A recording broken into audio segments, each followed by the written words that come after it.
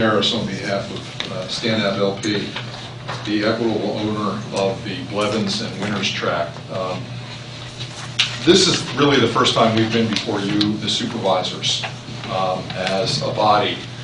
And the reason for that is we've spent several months, I think beginning back in October. Oh, I'm sorry, to my left, Vic Abdallah, Tony Stancott. I'm making up StanAB, I apologize. We started back in October of meeting with the Planning Commission with a sketch plan for an apartment use on this property. The property comprises approximately 14.5 acres, and it's located in the BP, Business Park District of your township.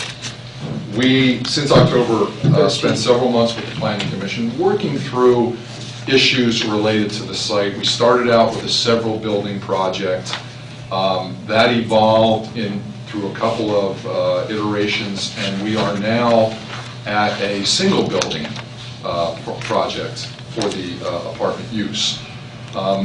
We're speaking of approximately 175 units, and as you may know, your BP district does not provide for the apartment use. So after spending several months before the Planning Commission and trying to monitor the comprehensive plan agenda that was corresponding with our application at some time there, we then saw that the comprehensive plan and the future land use map of the township were going to take a lot more time than we had expected. And I think for reasons that come about when townships look at those kinds of things on a township-wide planning basis. That having been said, my clients and I sat down and we looked at the alternatives we had available to us at now the end of the year, and we looked at possibly proposing a whole new zoning district for the project and the property. We saw or thought that probably is not the way to go for the time and effort involved. We looked at possibly proposing an overlay district for the proposed use, and through discussions with the Planning Commission, we were getting a perception that perhaps an overlay district was a road we didn't want to travel. So we ended up with the option of proposing to amend your existing district, which, by the way, provides, although it's called BP Business Park, if you go through it, the by right uses, the conditional uses, the special exception uses, it covers a wide panoply of uses, ranging from, obviously, that's panoply, ranging from commercial, obviously, the business park and business office use, but also single family. And there are also a lot of different uses that you wouldn't normally consider as part of a business park.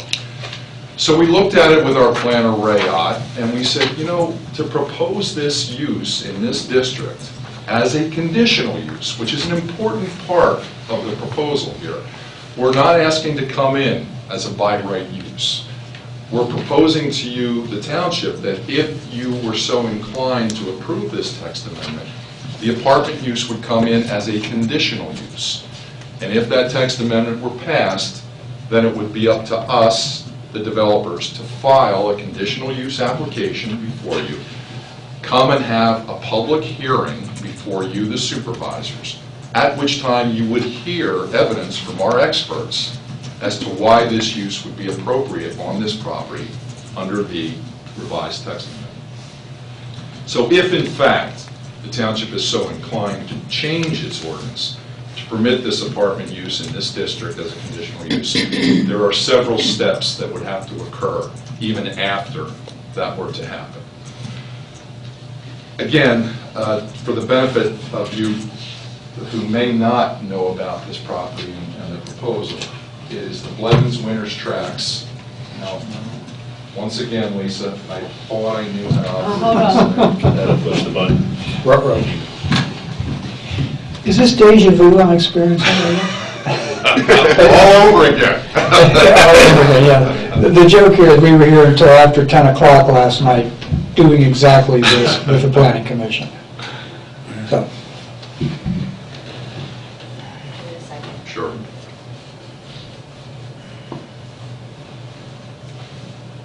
by the way, is a very useful tool.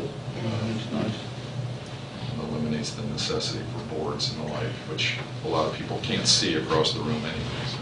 Just got to warm up a second. Sure, there we go.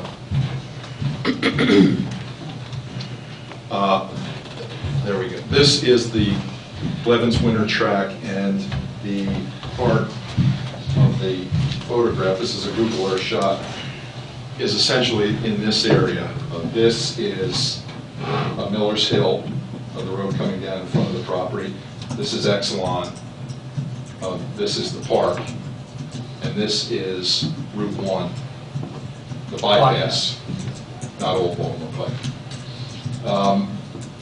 What we're proposing on the tract for the apartment use at this juncture is contained in this sketch. This is Miller's Hill, the proposed entrance in this fashion. This is the apartment building, and then there is a second exit out to Walnut Street in that vicinity. As I said earlier, it's a 175-unit building. I believe, in personal opinion, quite tastefully done, proposed in this manner. And that's an artist's rendering of the proposed building. So I'm not familiar with the topography. Which is the downhill side? Is that towards This- Miller Hill, or is it towards the borough? Or This is would be Miller's Hill it up here, and then the property drops down to Walnut Street. towards the bar? Correct. Okay. John, if you would put the previous picture up. Sure.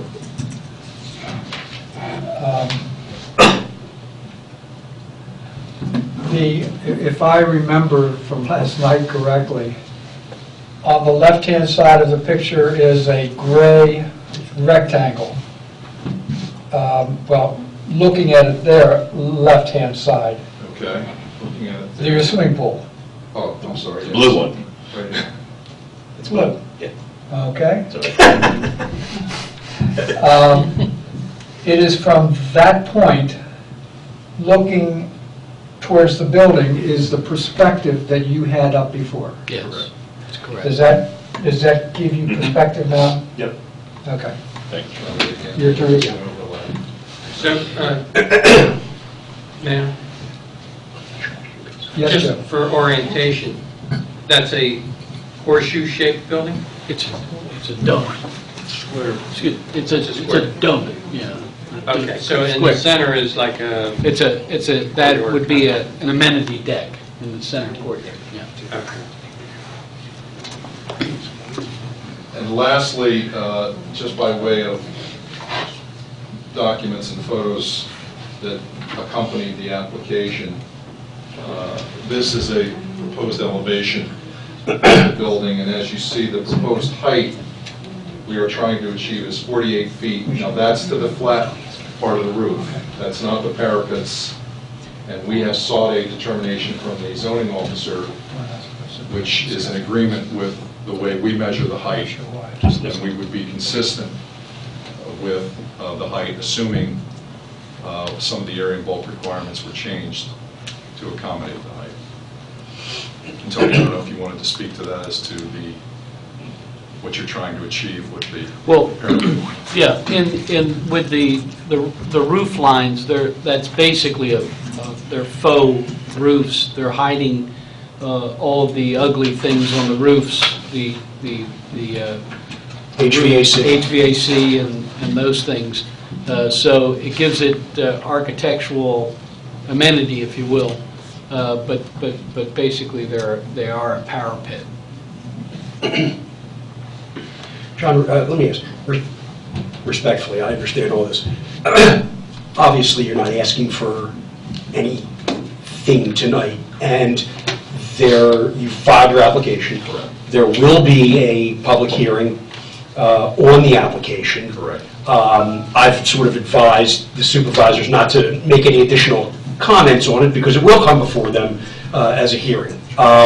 So I'm not sure exactly, other than the Planning Commission's request for an extension to review, this board has until January 21st to hold a hearing. no matter, and I don't even think the planning commission needs a quote extension, because they have until January 21st to make a recommendation to the board, or at least prior to the hearing, whenever the hearing is Well, the scheduled. problem is in the code, it says 30 days, so that's why they want an official extension. Oh, I see, okay, okay, I understand. There is, Mr. Sanders, a time period with respect to any changes that have to occur to this text, should they in fact happen. Now, for example, we met with the Planning Commission last evening, as Mr. Stevens mentioned, and there were several issues that they voiced of a concern, not necessarily the full Planning Commission, but individuals, members. And we are going back and taking a look at several of those issues to see if we can accommodate them. At this point, we're not sure we'll absolutely be able to accommodate them all, but we'll take a look at Right, it. and that's January, The planning commission? yeah, Six. 6th, January 6th. Right. Okay, and Point being, Yes. if the current text that is before the township now were to be modified, if the date of January 21st were to be chosen for a hearing on the text amendment, you have to go back 30 days, at which time it has to be advertised, and then it would have to be sent to the Planning Commission for review and comment, as I understand it. well, we have to advertise it twice, and we'd have to advertise it, if we chose the 21st of January, on January 7th and 14th. Okay? The Planning Commission's review doesn't have to start after the first advertisement. The Planning Commission's review can start right now, and I think it already has started, because it dates back to the date of the filing of the application. Correct. So the advertisements don't take into consideration what the Planning Commission is doing. If this was filed, when was it filed? November 25th. November 25th, so December 25th is 30 days. If they want to review it on January 6th, they quote-unquote need an extension. I don't know who grants it to them. I They guess requested the you do. board. Well, no, they Um, requested the board give an extension, because the board, in the code, it says that the board will give it to the planning commission to review for 30 days. This is a minimum of 30 days. But that aside, if there's a change in the text based on the Planning Commission's recommendation, that will be considered by the Board of Supervisors at the hearing on the 21st. It doesn't have to then go back and start the whole process again and re-advertise, and every time they make a change, it goes back to them to start 30 days again. You guys would never get done. Well, I will tell you this, though. Unfortunately, you have to publicize the text amendment, publish the text amendment for 30 days prior to the hearing.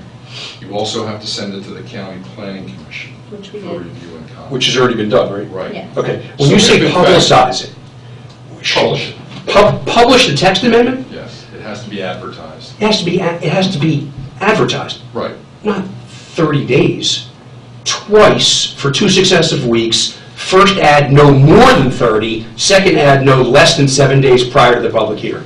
Let me, and again, I don't want to, let's make sure we are both on the same page. And Sure. what I'm referring to is section 609 of the MPC. I'm going to turn to it. Hold on. Page 284. This is the attorney's life. I have it. Put it over there. Oh, I have it. Would you like to see it? Okay, good. You can put it up there, wowza. There it is. We'll use it, right? And just so you Some of us have to know, get in a our little closer. code, it says, Scary. within 30 days, the planning commission must give their recommendations to the supervisors. Right. It says within. It's on the right-hand side, isn't it? Actually, it's right here. Okay, so, For yeah. preparation of amendments to zoning ordinances, the procedure set forth in 607 shall be optional. Okay, here we go. Before voting on the act of an amendment, the governing body shall hold a public hearing pursuant to public notice. Yep. And pursuant to mailed notice and electronic notice to an owner of a tract. Okay.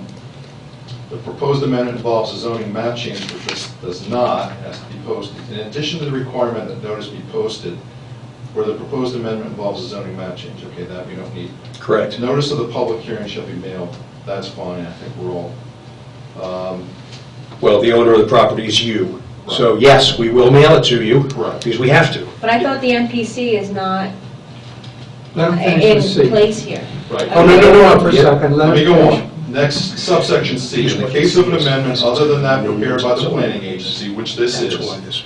the governing body shall submit each such amendment to the planning agency at least 30 days prior to the hearing on such proposed amendment. Correct. To provide the planning agency an opportunity to submit recommendations. Correct. If, after any public hearing held upon an amendment, the proposed amendment is changed substantially, and I will submit to you that change substantially under case law today is change the word "and" to "or." I disagree, but that's okay. Okay.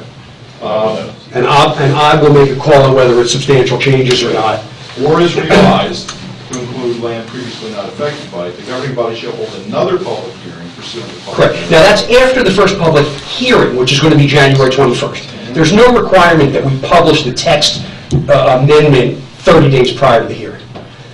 It's pursuant to public notice, which is twice. First ad no more than 30, second ad no less than 7. So if we advertise on the 7th and 14th of January, we are meeting our advertising requirements for the text amendment itself and the public hearing that leads up to it.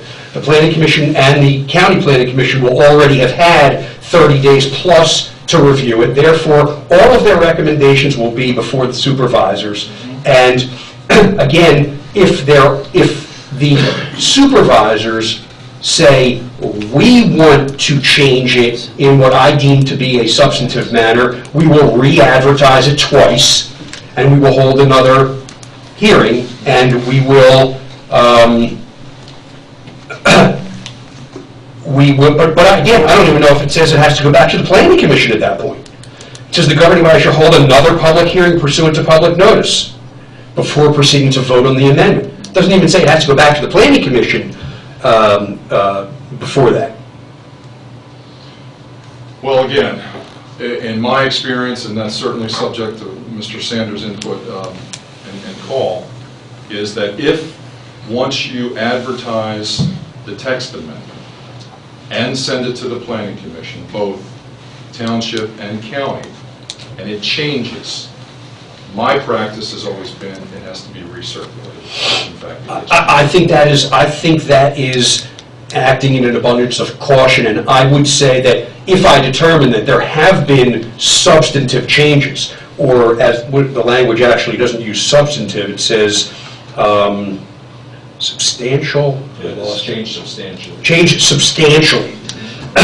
I will recommend that it be re-reviewed by the county and the local planning commissions. But and to an or changing building height from a maximum of 45 feet to a maximum of 40 feet, in my opinion, not a substantial change. Because it doesn't affect the ultimate, what's happening there, and that is you are providing for a use in a district that didn't previously have it. And minutia, like dimensional things, I think you can change them and not have to re-advertise. But that remains to be seen. Sure. So I think the plan now is for this board, on the next item on the agenda, to vote whether they want to grant the Planning Commission additional time to review this. I would recommend that, since this board's not going to hold a hearing before January 21st, and they might as well, and authorize advertisement on the 7th and 14th for a public hearing on the 21st.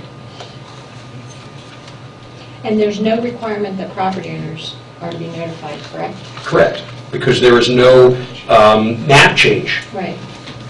being made. And therefore, there is the only one who needs notification by writing, and I will advise you to notify them, is the property owner. Right. One of the things, January 21st was, last evening was the first time I heard we were potentially looking at a public hearing. I will say, and I know my clients haven't been advised of this, but I got back last night and looked at my calendar. I have another hearing scheduled on the 21st, but we'll deal with that however we. Well, they're going to be disappointed. I was going to say, either they're going to be disappointed or you guys are going to represent yourselves. As long as it's not dinner with his wife, he can come here. There you go. Actually, it's another municipality, another public hearing, but Nice. we can deal with that going forward. I think we're going to do our best to try and address some issues, as I said earlier, on the text and whether that needs revision. And we're going to try and get that to the township as quickly as possible, if in fact we decide to go that route. We have to advertise on the 7th, which means that Lisa has to place the ad probably on the 5th, which is before, unfortunately, the Planning Commission's meeting. However, if you've agreed to make changes that the Planning Commission has recommended, obviously the Planning Commission is going to say, yeah, you've agreed with us. We hope. and you've made those changes, we hope. Right. Let us know. Sure. Oh, absolutely. Before the 5th. And we will incorporate those. We're not going to publish the whole ordinance anyway. Right. We're going to publish the title and a brief summary as required by the MPC, and we're going to leave it at that. So again, if it's changing 40 feet to 45 feet, that's not going to be in the ad anyway.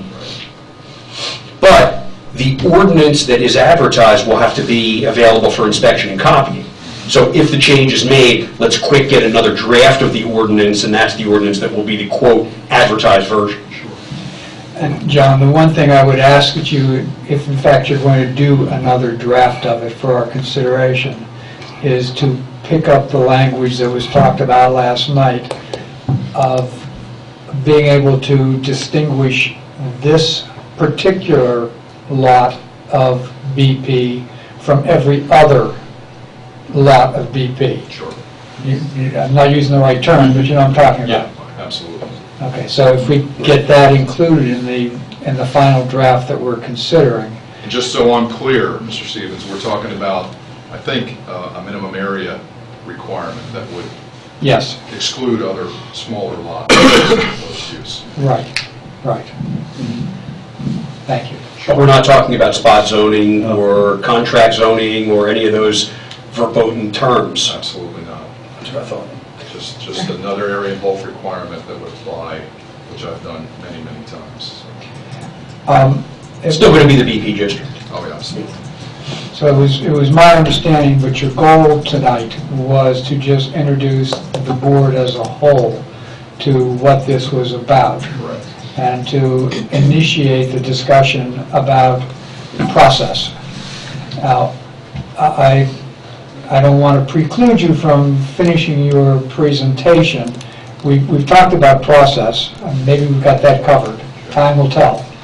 But please go forward and finish that which you wanted to present to us for tonight. That, again, I spoke to Lisa earlier in the day, and we just wanted to orient the board on the application, or advise the board on the application, what we were proposing as far as the use, what the use would look like. Here to answer any questions you would have, and we are certainly satisfied to go forward in the process as we've had it outlined both last night and this evening. And as far as the applicant is concerned, I just wanted the board to know this, that if the applicant needs any extension of time from us, if the township needs any extension of time from us, the applicant, we're more than willing to try and do that to facilitate the process. If I understand that correctly, you don't object to an extension being granted to the PC to be able to complete its review and report back to us? That is correct. We do not object to such an extension. Okay. Fine. Recognizing that the board is not supposed to be asking questions here, so I'm going to pass there, but I want to make sure that those who are in the audience, that you understand the process that we've been talking about. Somehow we seem to get into a lot of technicalities, and it's the nature of it. I apologize that that's what it turns out to be. But having explained, all of this being explained, are there any comments or questions from the audience that would need to be raised? Yes, Dave? I think there's some positive things that when you come back for your hearing that you can point out. Out of all the areas that I know about in the township, for the positioning for high-density residential, this is probably one of the better ones, between sewerage and water access and access to, we'll say, a little bit more substantial road systems than some of the other HDR areas. The other one is, I would suggest that you work with the Planning Commission on including this as an input into their high-density residential calculations for percentage goals and being able to make it. They're currently sitting at 13.8%. With this, you'll easily exceed the 15%. And then impact to affordable housing, I did a rough calculation. Somewhere around $1,700 to $1,800 a month, your single 750 square foot apartments would certainly fit that at $2 per square foot. So there actually may be some help that you can give the Planning Commission and thus the board in relation to making their goals in relation to Chester County. And then I don't know where the rest of this comes in, such things as the traffic studies and review for fire, and are you going to have sprinkler systems and that kind of stuff. I don't know procedurally where that comes out, but there are things that need to be considered in relation to fire protection, especially for that size of building. That wouldn't happen at this time. That would happen during the land development stage. Okay. It's something they probably need to take into consideration for cost in their cost model. Yeah, we're happy. Well, we to- have code, so they would have to meet that code. Yeah, Okay. I'm happy to answer any of those questions. You know, real quickly, there will be fire suppression systems, has to be. And as far as any other, Okay. I'd be happy to talk offline on any of this. Okay. I just thought there is positive out of this. That Thank you. it's one of those things that nobody wants this, but there are considerations that have to be made for affordable housing and for high-density residential. So it's a give and take. Okay, thank you. Anything else, John? That's it. Thank you. Okay. Yes, Tom? I just have 2 footnotes. Just to tell a very brief story and then get to this point. We're not Smurfs again? No. That's coming up next. I love it, Tom. Sorry. Mr. Jarris and I worked together several years ago in Concord Township, at Concordville Town Center. And once that it's now built, other municipalities are saying, oh, well, do it like they did at Concordville Town Center. What we did at Concord Township, Delaware County, is we did 2 things. One is we wrote standards and criteria for the new idea, and second, we hatched design standards. And the reason I bring this up is that while I haven't seen what was submitted November 25th, if this particular use of multifamily dwellings in the BP district is in fact a conditional use, presumably the board would want to see explicit standards and criteria that the board would use to judge what this new use is. And so, I mean, that's one thing that I would be curious about. What are the explicit standards and criteria? And second, the illustration on the screen is a very handsome elevation of the building. But usually the ordinance doesn't address that. It'll say X, Y, and Z. And so it was for that reason that Mr. Jarris's client in Concord advanced similar handsome drawings. But we said, we're from Missouri, show me. And we asked the applicant to produce some level of design standard that would then be the criteria for the explicit standards and criteria. So if this ordinance needs a little bit of TLC, it may be either A, the explicit standards and criteria, or B, something of design standards that's a qualitative control measure. And they did that with Granite Ridge. Okay. They required the design standards for that and the architecture of the buildings. Okay. We're absolutely in line with that. TLC is that Thomas L. Committee. Tender, loving The Land Conservancy, come on. Okay. Thank you, Tom. Okay. Thank you all on your presentation and your input in its broadest sense. It was very helpful. Thank you. Thank you. Thanks for the time. Yeah, thank you. So the next item on the agenda is the Planning Commission request for an extension. Do you have? Yes, they requested an extension until January 7th to submit their review to the supervisors. And the 7th is the day after their meeting, which will be January 6th. Correct. May we have a motion to that effect? I'll so move. And I'll second it. We have already noted that the applicants do not object to that extension. I don't object to it. Is there any discussion? All in favor? Aye. So am I. Passes unanimously. Good. Thank you very much. Thank you. Thank you. Have a happy holiday. Thank you. Thank you. You too. That brings us to, I have one other item from the Planning Commission before we move on. Last night, they discussed the sign ordinance changes that we sent them. They prepared a long memo that they would like Dave Sander to review prior to them making their formal recommendation. It was a very good memo. And so they would like to know if the supervisors would be willing to give them an extra month for review and allow Dave Sander to review the memo and give comments. we have a motion to that effect? What am I reviewing? Sign ordinance. It's what you asked for, sort of. So the PC reviewed the sign ordinance. Which sign ordinance? I'm Our sorry. current sign ordinance, the zoning officer, township engineer, myself, we all worked together to come up with some changes for the sign ordinance. At the same time, the planning commission had concerns about billboard signs. So everybody worked together to come up with some changes to the sign ordinance. They've drafted a memo with some concerns. So they want to know if the supervisor would be willing to have you review their memo prior to making their recommendation. Yeah. It's a very good memo, so I think it's worth you. Oh, yeah, I'd be happy to do that. So Seemed pretty thorough. may we have a specific date?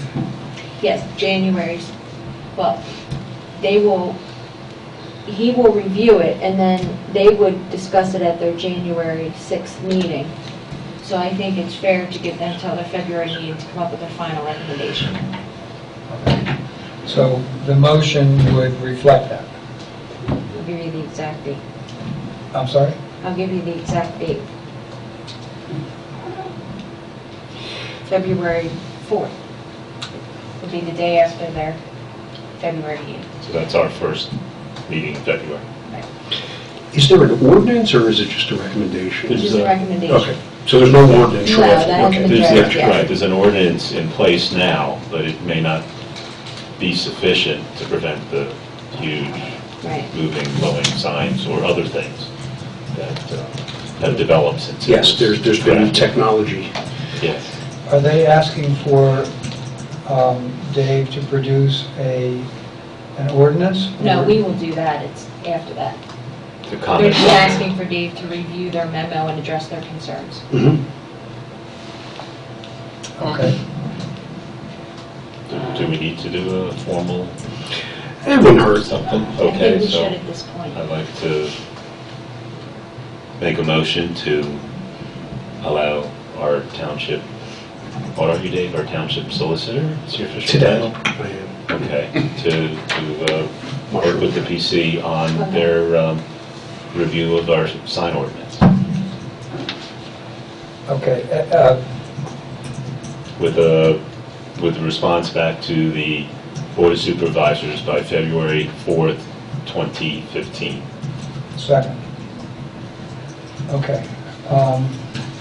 And the reason why it's important that it be that specific, so that there is no confusion with the Board of Supervisors or with the Planning Commission for when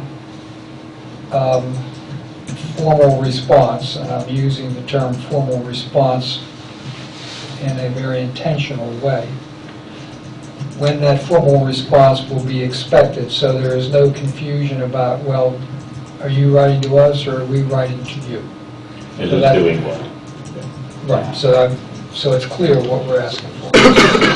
All right, is there any discussion about this? Joe, I think you have Yes, something. I have one question. Excuse me. When would the public review occur or be available? When there's an ordinance. And so if these recommendations are adopted, they would take the form of an ordinance? There, as I understand it, there is not formal recommendations being asked for. It is a memo that was prepared by the Planning Commission addressing concerns about the sign ordinance, and the sign ordinance in question was not political signs, but had to do with Commercial. commercial LCD flashing arrows and faces talking and all kinds of things of that nature. It's a much broader thing. So it's a review by council taking into, of this current status of the sign ordinance of the township, taking into consideration the concerns that the Planning Commission raised. So we would presumably receive specific comments by February 4th, which would be after which council has had a chance to review and comment to the Planning Commission. And we would then discuss it at that time, what the Planning Commission was asking us to look at. In a public meeting? Yes. Oh, yeah. And the PC meetings are all public too. So, Is that clear? Did you understand what I just said? I think so. Okay. Any other comments? All right. All in favor? aye. Aye. Passes unanimously. Thank you. I think, Margot, you walked in just in time because I think we're about ready to do the LCAC Ordinance 226 and organization documents. Yes, ma'am.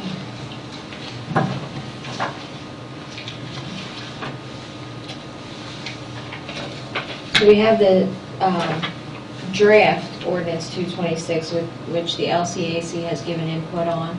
Supervisors have given input on the ordinance. And I think there were a couple questions on there for Dave to answer before we discuss how we want to proceed with the ordinance. Yeah, I received the marked up version. There were 3 questions. The first one occurred in the section 12-24 on page 2, the term of office. I had put in that there would be a 3-year term, but the comment was that optional for a 5-member committee, the initial terms would obviously be 1, 2, 3, 4, and 5. That doesn't have to be the case. Even if there's a 7-member committee, let's say there's a 5-member committee. You could have 2 members who expire in 3 years, 2 members who expire in 2 years, and 1 member who expires in 1 year, so that you may be replacing more than one in a certain year, but they would still be staggered in that regard. You don't necessarily have to, if you have a 5-member committee, have an initial 5-year term. So that's something for the board to decide. I think that in general, these types of recommendatory committees, advisory committees, 3-year terms are sort of the norm, although there's no rule for that, and it would be in the board's discretion as to how long it wants to make terms. You can make all terms 1 year, and everybody would be up for either reappointment or replacement after 1 year. So this is really, the term is wide open, but I would not initially for a 5-member committee expand an initial term of 1 member for 4 years and 1 member for 5 years. I think you just double up on the 3-year terms as needed. So that was comment number 1. I don't know if you want to take these in order and discuss each one, or you want me to go through them all and then go back. I guess, how does the board feel about A, the number of members that should be on the committee, because now it says of up to 7 members. I'd obviously recommend a minimum of 3, a maximum of 7. Once they decide how many people there can be, we can say what the initial terms are. Well, it certainly makes sense to be up to 7 residents, and residents, I think, is important. Tell me where it says there's a minimum of 3. In the next paragraph down. Oh, no, it doesn't say a minimum of 3. It doesn't say a minimum of 3, but I don't think you would appoint a committee with 1 or 2 members on it. And 3 is the first odd number, so you can, not have a tie, avoid a tie vote. Usually you do odd numbers to avoid tie votes. So why wouldn't it be appropriate to say to consist of at least 3, but no more than 7 residents? We could say that. That would be no problem at all. So I think that makes sense. And secondly, I like the idea of a staggered renewal after the first appointment. In other words, 1-year terms for everybody, or initial terms of, if you were going to do let's say a 5-member board, 1 term for 1 year, 2 members for 2 years, and 2 other members for 3 years. Right. And then as they expire, all subsequent terms are for 3 years. Right. That makes sense to me. Okay. So we have. Now, that's a 5-member board, but if you have a 7-member board, you may have to do 2 1 years, 2 3 years, or actually, no, you would do, how would that work? As 3 members 1 year, 3 members 2, we'd have to figure that out. It helps if you have a number on the committee, obviously, if you know what Right, that number is. that's the advantage of having 7 as a minimum, maximum, excuse me. And then it makes sense to appoint people to multi-year terms staggered. I mean, you can appoint people to 1, 2, and 3-year terms this first year. Well, we do 3, 2, and 2, 3 1 year, 2 2 year, 2 3 year. Exactly. As at the board's discretion. Whatever adds up to 7. At the board's discretion. Correct. In terms of how we want to have it filled. How's that? And then 3-year terms thereafter, because it's not a big deal one way or the other. Right. Is that right? Just initially. Yeah. Are we still going to keep in that the requirement is that 1 member's a planning commission member and 1 member's a trails and sidewalk committee member? Can I add to that, Scudder? I'm sorry? Can I add to that? Sure.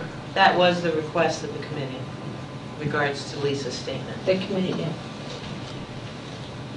1 planning commission member, 1 sidewalks and trails Correct. committee member. Correct. That was original Right. material, yeah. I just want to We make actually sure. modified a little bit, yeah. So are those going to be 1-year terms or 3-year terms or 2-year terms to start and then 3 years thereafter? I mean, are people going to want to do that? You know, all the terms are 3 years. The only thing we're trying to focus on is the initial terms. Well, okay, so focusing on Lisa's question, is making it precatory as opposed to mandatory, saying, and I'm not going to say this without doing a little bit of, I'm not going to say it correctly without spending a little time on it, but something to the effect of which minimum of 3, maximum 7, of which preferably one would be a member of the Planning Commission and one would be a member of the Trails and Sidewalks Committee. I don't think we want to say preferably. We're either saying it has to be, or we're striking the whole thing. So if someone, Preferably is not, you know, that's, It's too wide. doesn't provide for Precision. precision. so if the person who's the PC member who's on it then, for some reason, doesn't serve on it, does the LCAC then become insolvent? No, you would replace that person with another planning But commission. let's say that takes a while. So what happens to the LC? if you say That place would remain vacant and they would proceed without a member until you appointed one. Okay, so it's still, they could still proceed even if it's... Sure. As long as they have a quorum. So that doesn't affect their ability to function? No, but it would if it's, it would affect the number. I mean, you'd be tempting fate on tie votes. Right. I mean, the reason is that we try to have a general limit to how many committees someone can serve on. It's usually 2 in the township, so it may limit. Who can serve. Right. I think that's one of Scudder's points that gets involved. It seems like it would be preferable to do that, and it would be good if the supervisors into the future kept that clearly in mind. But to make it mandatory, as this discussion has suggested, could become an impracticality in some particular situation. And putting in wishy-washy precatory language is not very effective. So I'm not sure where that leaves us. My inclination is to leave that out, but with the, well, actually, it could be added as a whereas. We could put in a whereas, it would be,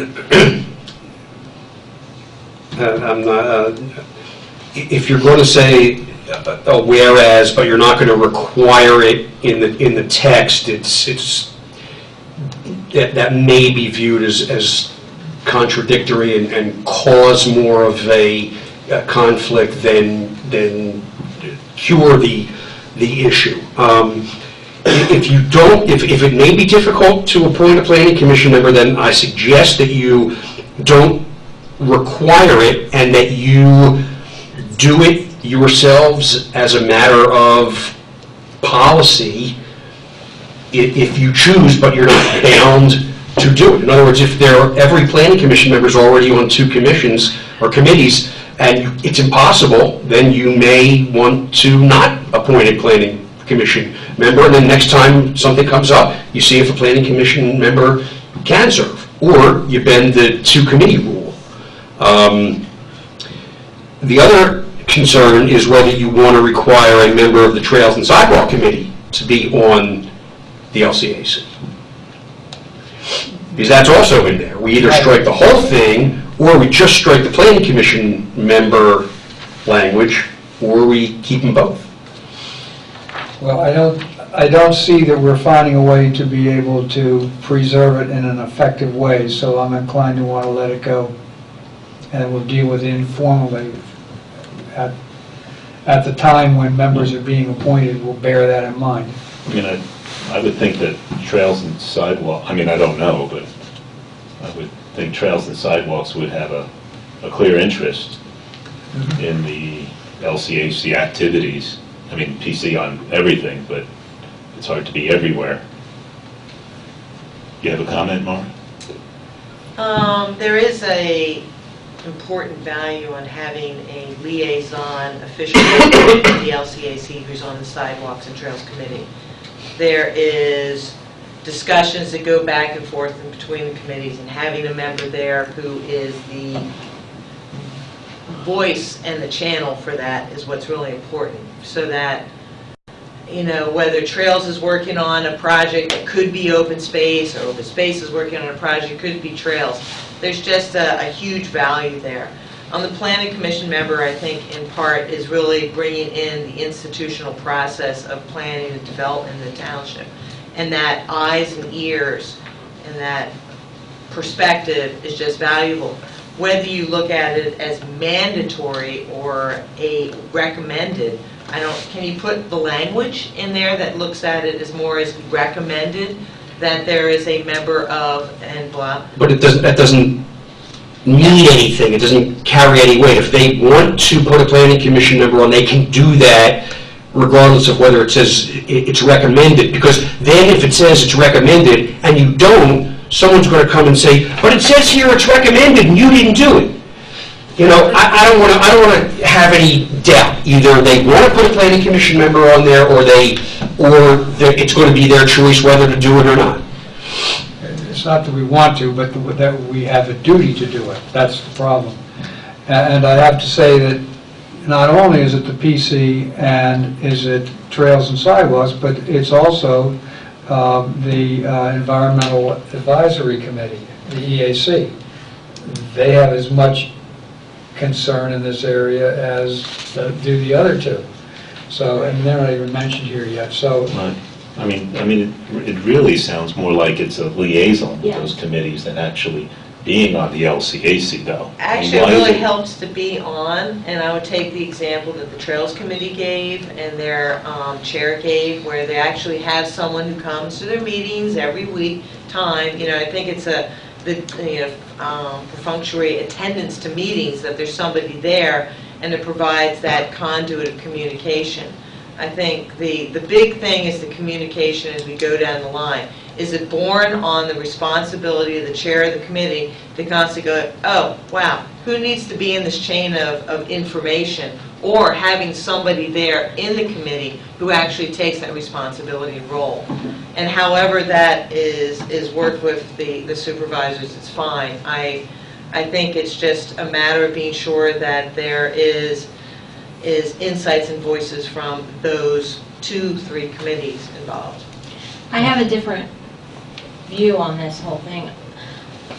I've noticed it's been very difficult keeping all of the committees separate, doing their own duties. Everybody seems to be mingling into the other committees. I do not feel a member should be on there permanently. It's just my opinion.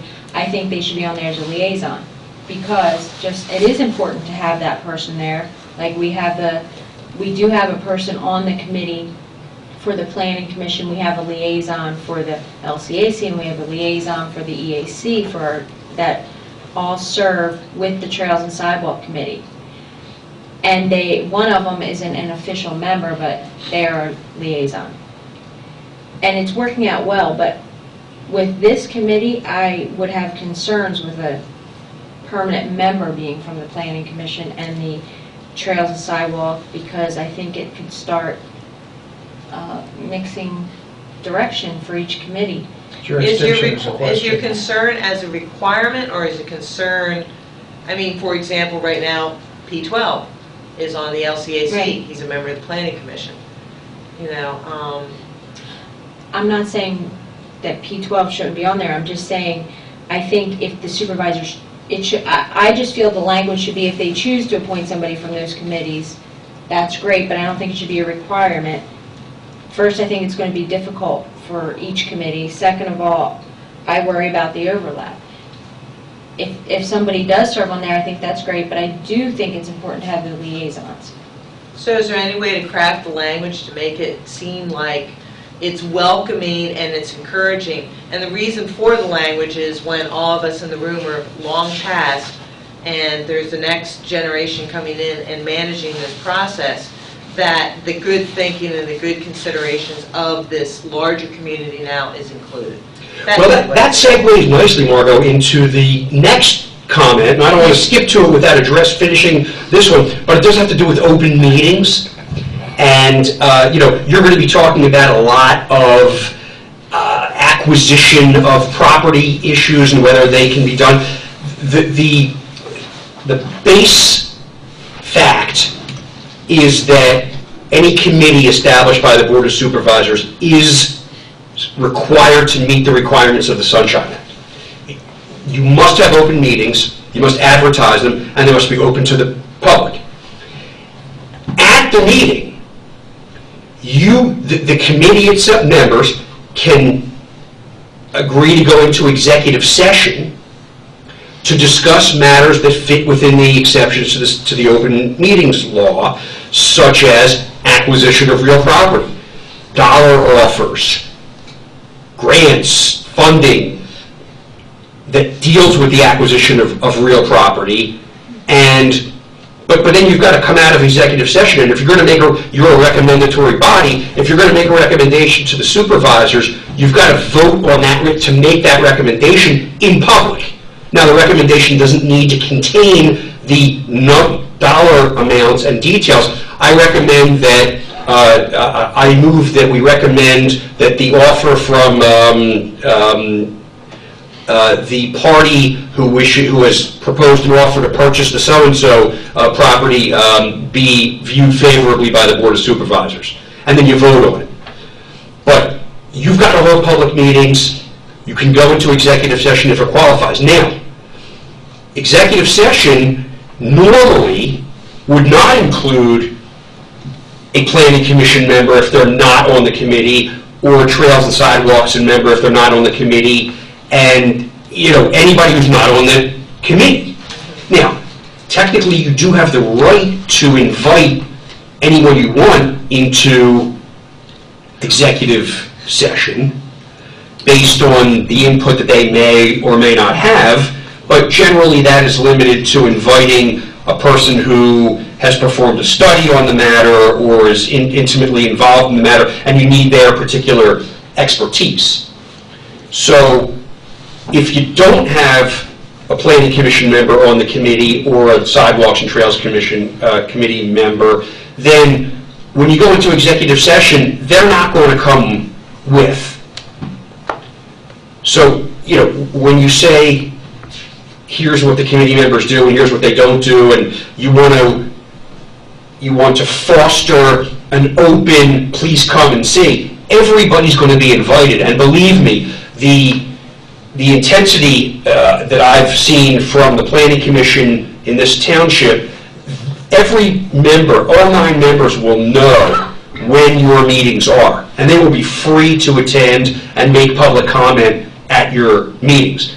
And I assume the same for the EAC members and the same for the Sidewalk and Trails Committee members. If they're interested, they will attend. I don't think you have to be afraid of attendance and public input from those people at your meetings. But there's no language that we're going to be able to put in here that says, we really want everybody to come and attend these meetings. That's not suitable for an ordinance that's establishing a committee.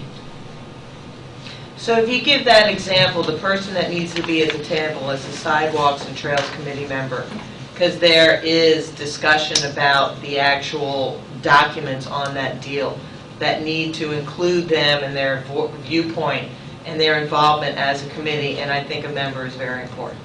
Well, and it sounds like you think that member being a member of the committee, Sidewalks and Trails Committee, is more important than having a planning commission member. So your recommendation as your comment is that if these guys feel uncomfortable striking or requiring a planning commission member, that's okay because they're going to probably attend anyway. But you'd like to see the one member of the Trails and Sidewalks Committee be required to be a member of the LCAs. Absolutely. Okay. That's your recommendation. Nevertheless, I'm inclined to, not speaking for the other 2 supervisors, I'm inclined to go along with Lisa's thoughts that we shouldn't include we shouldn't include representatives from any other committee, and let that be handled separately by the committee in conjunction with the supervisors, and rely on institutional memory to keep it alive, so we'll remember it 10 years from now. Scudder, how can we We're not going to get ahead if we... construct a policy of... Margot, that excuse memory? me, we're not going to be able to proceed with this if we're going to continue to... I'm telling you how I feel. Oh, that's fine, that's fine. I'm totally for that. I'm just asking the question, how do we construct the institutional memory? By keeping minutes and by having staggered membership and continuing on in normal course of business so people will remember it over time. Just like you have told me about things you remember from committees that you were involved with 10 years or more ago. And you told me, well, this is the way it was when we did it then, and that's why we should be looking at that now. So there's an institutional memory that comes forward. So, I have a question. Could we put something in under duties and responsibilities to liaise with township committees, including Trails and Sidewalks, PC, EAC, and others as appropriate? And that'll at least institutionalize some of what the responsibilities are, but not mandate, even though that's our preference, to have members of PC and LCAC. And will still be your prerogative to appoint them. Right. How's that? Okay. Duties and responsibility, we can certainly add a liaise with other... Planning Commission, Trails and Sidewalks Committee, EAC, and other committees as appropriate. That works. And put that there, and then that gives us that flexibility, but still institutionalize some of the things that should be being done.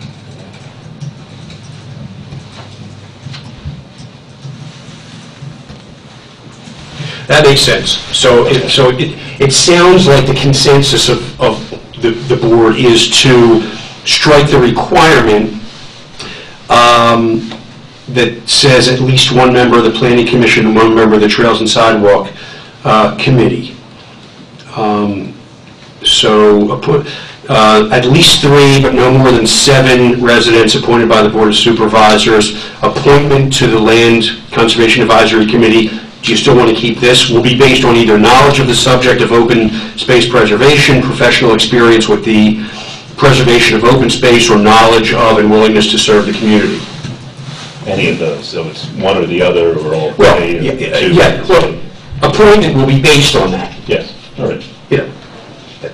I don't see any problem with that unless you have an objection. If you. Well, I wouldn't use the word either. Will be based upon knowledge, experience, or knowledge. If you say either, that implies 2. Okay. But you've given us 3.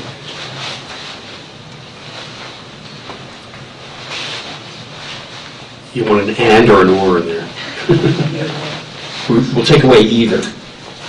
Yeah, right.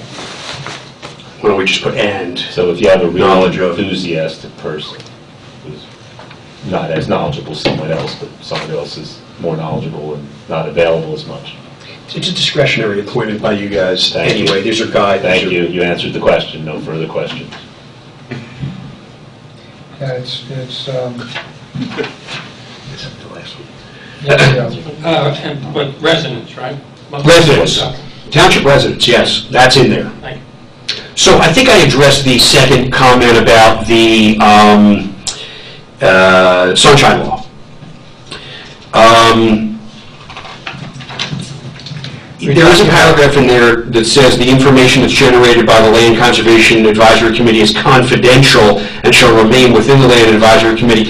I think that violates the Sunshine Act. I think that that's paragraph B on page 312-27. I think that, I don't think we can have that in there. I think you've got to, we say in the above paragraph that you've got to meet the open meetings law. I think that's enough.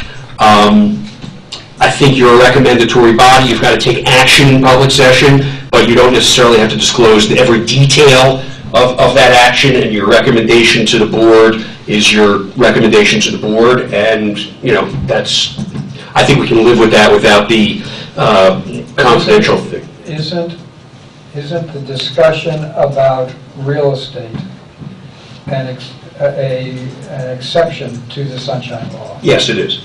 And that's what we're talking about. The general business is, I have no problem with. Right. But when somebody comes in and is talking about the possibility of doing a conservation easement, that has to do with an investment by the township in land.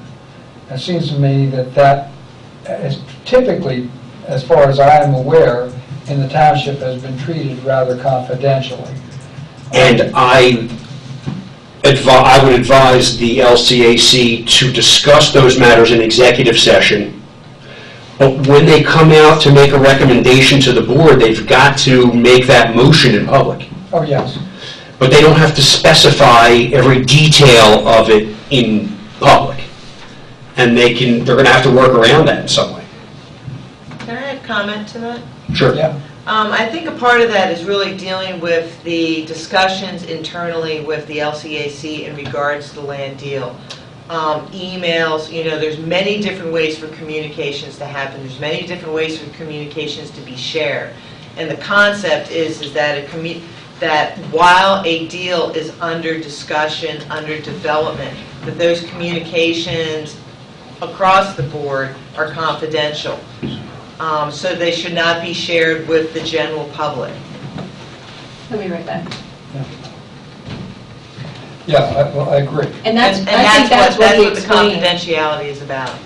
I think he More than- explained and agreed with you on that. Okay. Yeah, But he was saying we could do that under sunshine, right, as an exception to the sunshine. No, Which it's compliant with this. right. Yes, which creates a problem in the committee functioning in less than a whole committee. Explain? Well, well, it ought to, the discussions ought to be of the whole committee. It shouldn't be one email going to another. It should be one email for everybody, but it would have to be executive session. So how you define executive session? And I think that means it has to be everybody involved. So I guess the scenario I'm thinking of is LCAC files on a cloud format. You know, are those files for public access or are those files confidential? If they have to do with an acquisition, they're confidential until the acquisition is closed and everything's complete. Well, we have to work out how that's going to happen, but council brings up the important point that it is public, and to the extent that it's an exception to the sunshine law, it has to be what that means. How that's going to work out, we're not going to figure out tonight. I understand, but I think it's very worth a conversation. For example, so if a meeting occurs with a landowner and that meeting is recorded in a memo, does that memo get put in a file? Is that confidential or is that public record? Maybe I the think way, that's a determination that needs to be understood.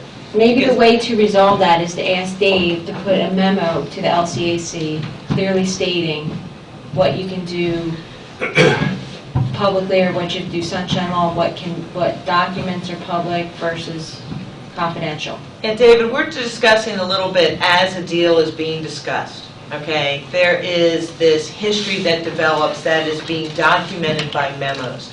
A deal could take 1, 20, 30 years to get resolved or get finalized. And is that information confidential or is it public purview? And then if it is either or, how is that handled? And what I had suggested was that the issue is what's confidential, what's sunshine, and how to work them out. Lisa suggested that you do that as a memo to the committee rather than we negotiating it here. Yeah, that's fine. And also in our discussion in the January meeting, I think that'll help tremendously. Then you have it in writing from him. Yeah, yeah, we just need to understand that. Okay. All right. So there's- Just one, Yes, Joe? I think we talked about in the meetings about meeting with Dave or the solicitor and discussing the parameters of open meetings. Yeah, I saw that That's on. LCAC requests a meeting.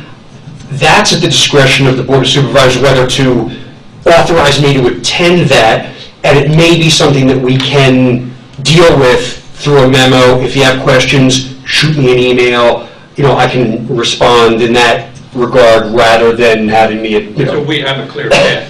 Yeah, I want you to know exactly where you stand and what you can do and what you can't do and all that stuff. So then we have one more comment, correct? Yes.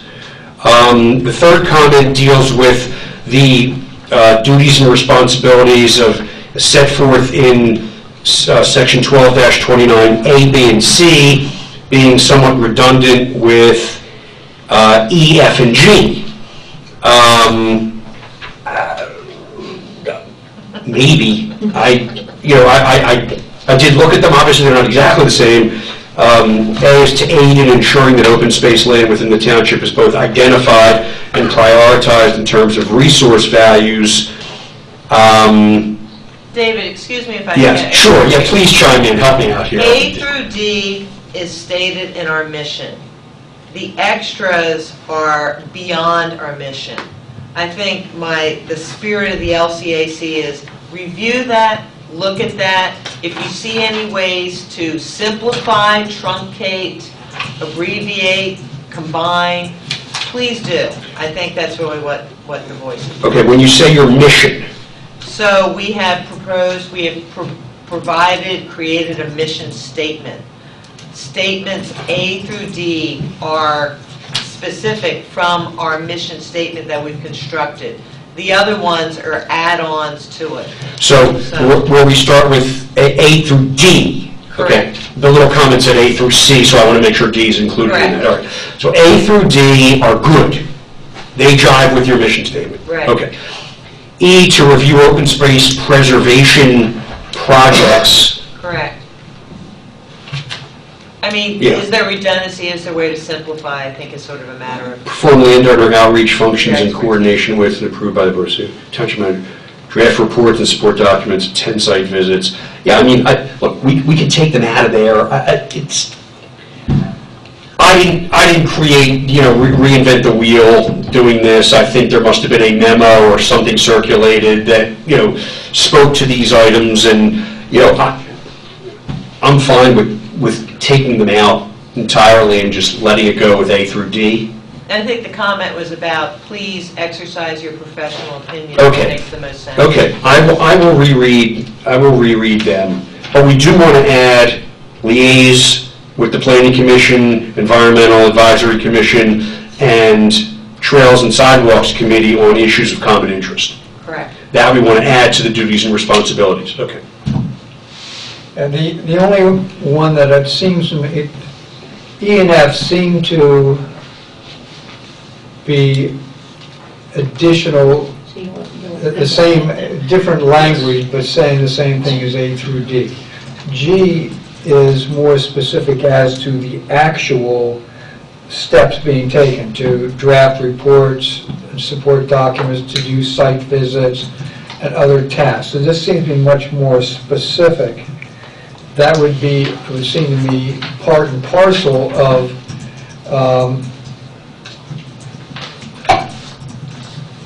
Identifying and prioritizing open space in terms,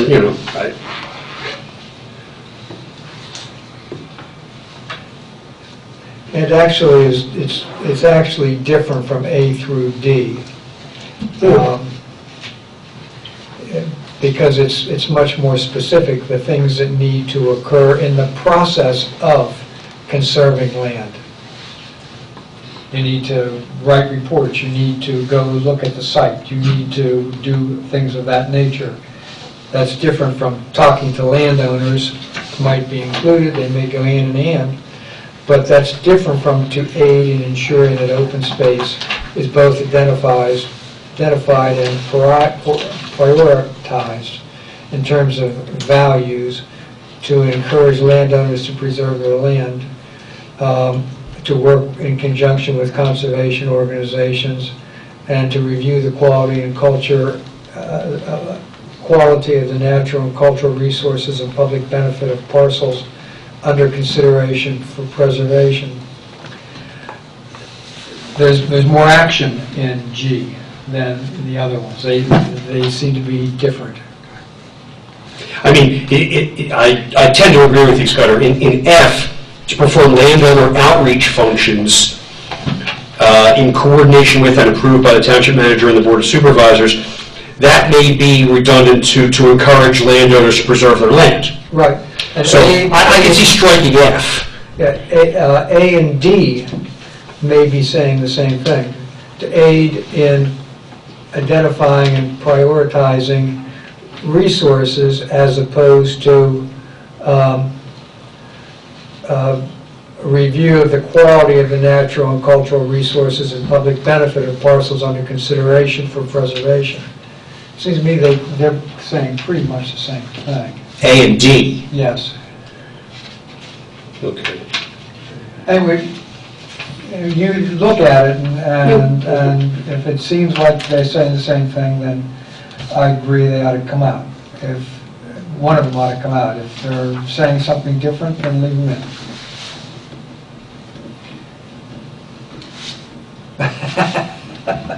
Yes, Jeff? Three questions, very short, quick, about the committees. Whether you may want to just put, or other committees as may be appropriate. I could see where the deer hunting committee, the safety committee, there may be other committees, given the historical committee. You know, we're looking at a land preserve now that has historical things, maybe we want to consult with them. Just open it up to the committees without actually specifying each. Agree 100%.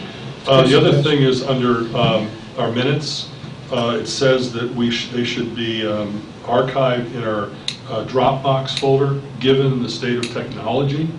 Can we just say they should be archived? Because I think Dropbox probably won't be here in 5 years. It'll be something else. Or do we just redo the ordinance then? It's in 1226B. I mean, I agree that they should go to the township secretary, they should be archived, but you may just want to just get rid of the word Dropbox. That's where we currently archive them. We may not be in the future, depending on what technology gives us.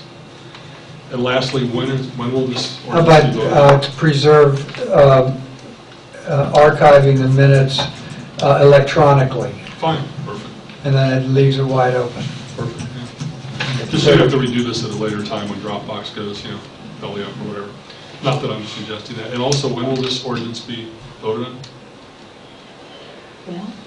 Well, that's up to the board. Right now, the question is, do they want to authorize advertisement of the ordinance as we've agreed to revise it tonight, leaving the discretion to come up with the, you know, to examine the duties and responsibilities and try to prevent redundancy? Or does the board want the changes made and the ordinance resubmitted to the board for an additional review? And the answer is? And the answer is?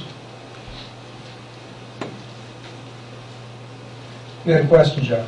No, I was giving assent. But you had your hand up. Giving assent. Sign. Read The sign. Thumbs up? Yeah. Fonzie, Okay. assent. Absolutely.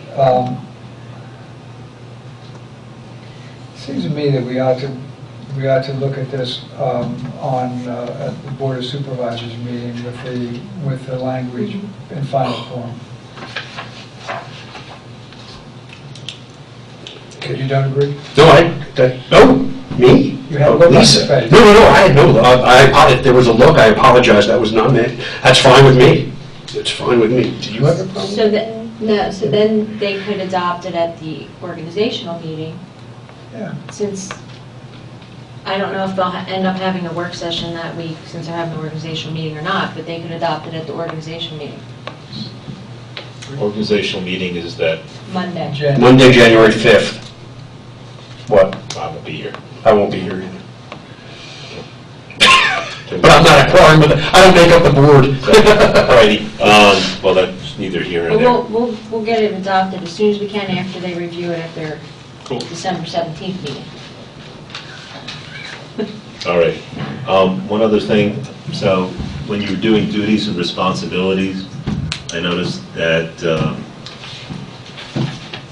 one of the statements said, sort of as requested by the township manager, board of supervisors, but other ones didn't, and we've recently sort of made sure that's in the right place for another committee. So do we want to have that maybe at the beginning of the duties and responsibilities somewhere? Well, I don't know that I don't know, and this is a comment with which you may agree or not. I don't know that the committee wants to sit there and say, okay, we're waiting for direction from the manager and the board. Right. We don't have anything to do until you tell us. I don't think that's necessarily how they want to respond. I don't know that they need to do any of these things, you know, in coordination with and approved by the board. Okay. So then Unless you think that's important. Okay, so then that on G, it really isn't that. Well, needed then, you know, is it? F we agreed is probably going to go anyway. Right, so on G, is it needed then? Draft reports and support So documents then to why, attend site visits and to then perform. delete as requested by the township manager and board of supervisors? I- I mean, because it's sort of understood then, I Board. guess? That's one of their activities? In other words, they can go out and, you know, They're not going to ask us, hey, can we go do a site visit on property X? Right. So why have it there? I agree. Okay.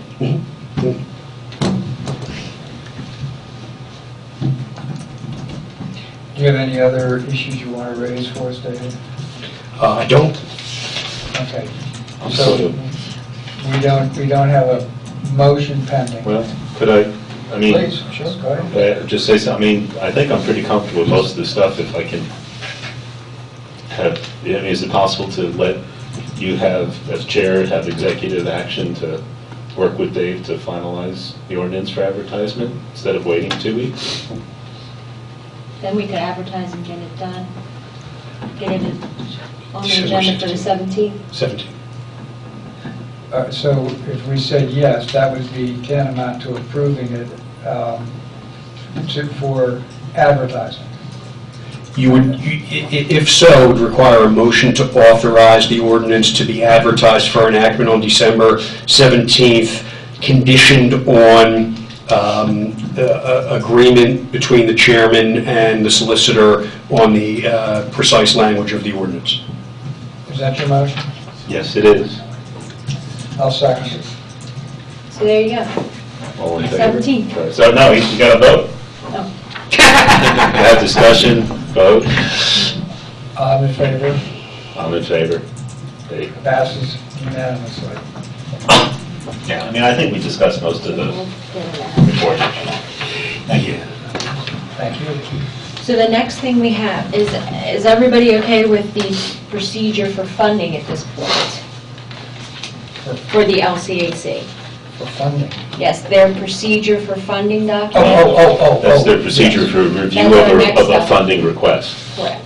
That's All right. Was this on the most final form which reflected changes made yesterday? And it reflects your change. That was on the website yesterday? That was in your Dropbox. No, I understand that. Has it been made public? This funding form, no. The form is not. No, it is not. Okay.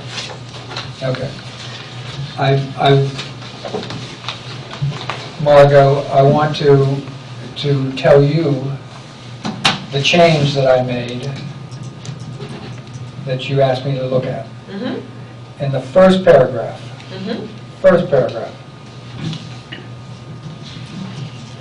I added after the first sentence, "It is established by the Board of Supervisors, semicolon, however, comma, it may be altered or amended as the Board of Supervisors may determine, period.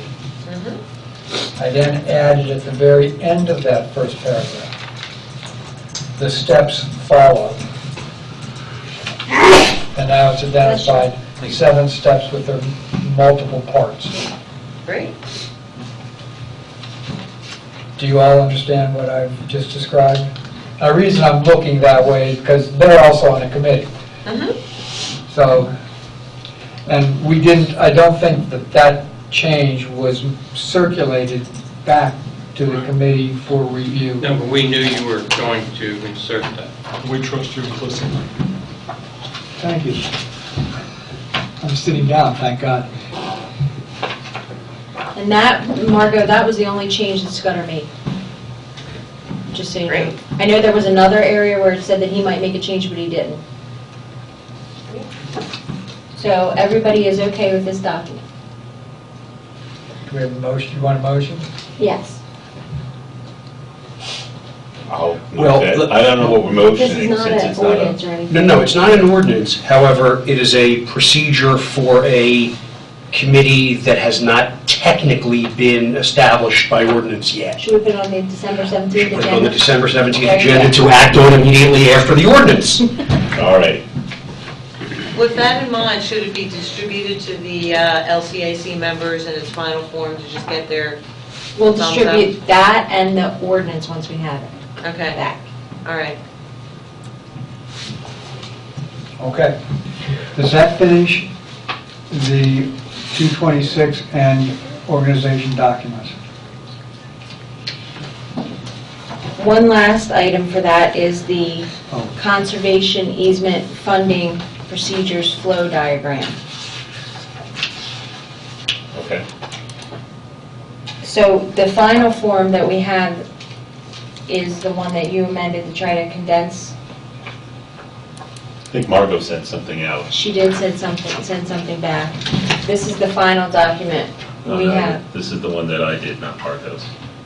The request was made So- to retain the abbreviations, because the abbreviations are throughout the written procedural document.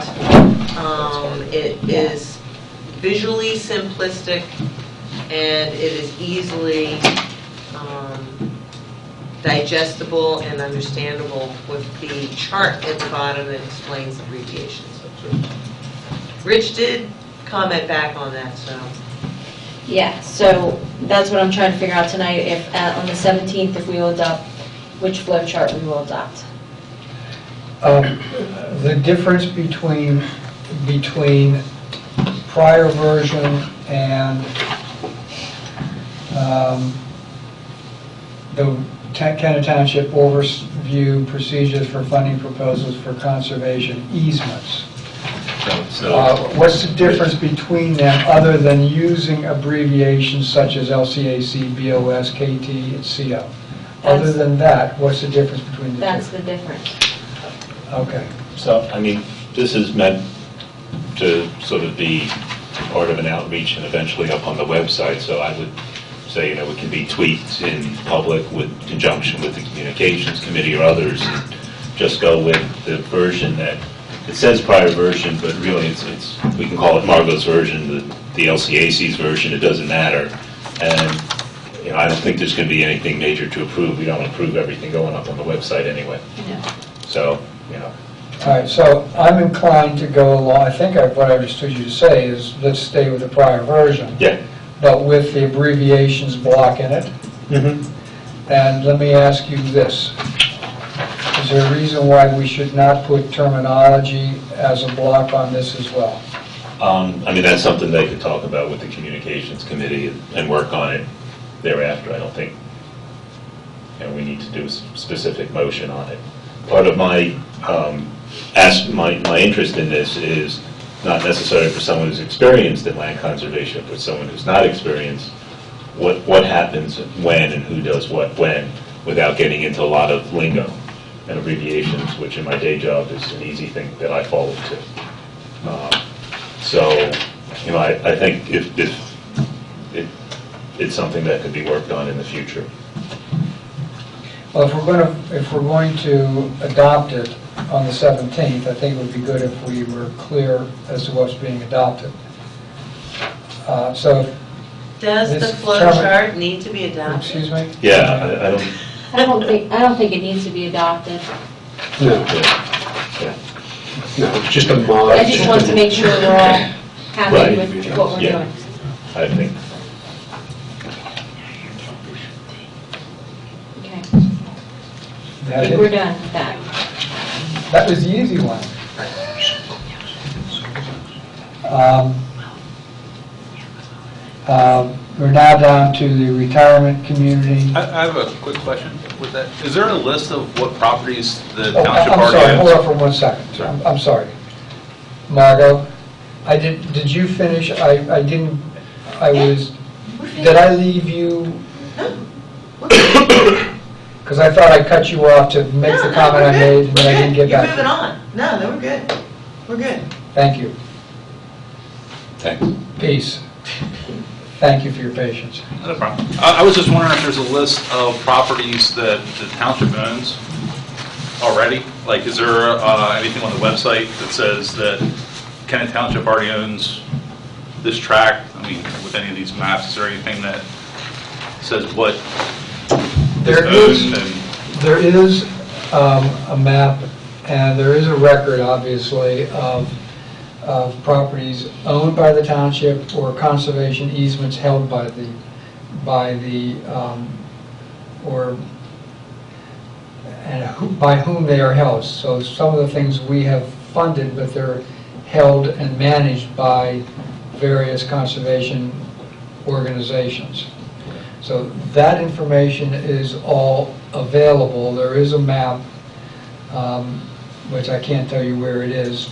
We're working on getting that up, but the township doesn't own any easements. Okay.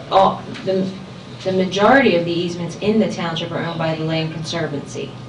Then there's some easements that property owners have that are held by the Brandywine Conservancy, some by North American Lands Trust, Natural Lands Trust, and there may be others that I'm not aware of.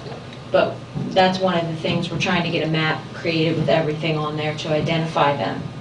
I think for open space currently in the, and correct me if I'm wrong, but in the comprehensive plan, they did a survey of the open space, and so there's sort of an updated map of the areas that open spaces, but some are owned by planned developments. Right. And so it shows up as open space, and others are owned by mainly the Land Conservation Conservancy of Southern Chester County, but some other organizations also hold those. But those are all at least down on a map. And that map, I think, was updated for the Yeah, it's part of comprehensive the comp plan. plan.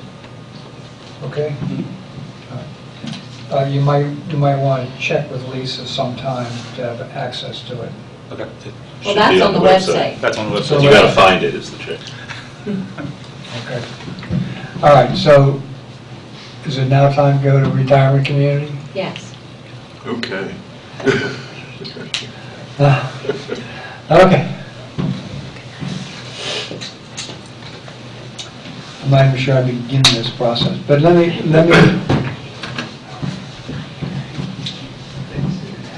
historically, there was a proposal for revising our retirement community ordinance.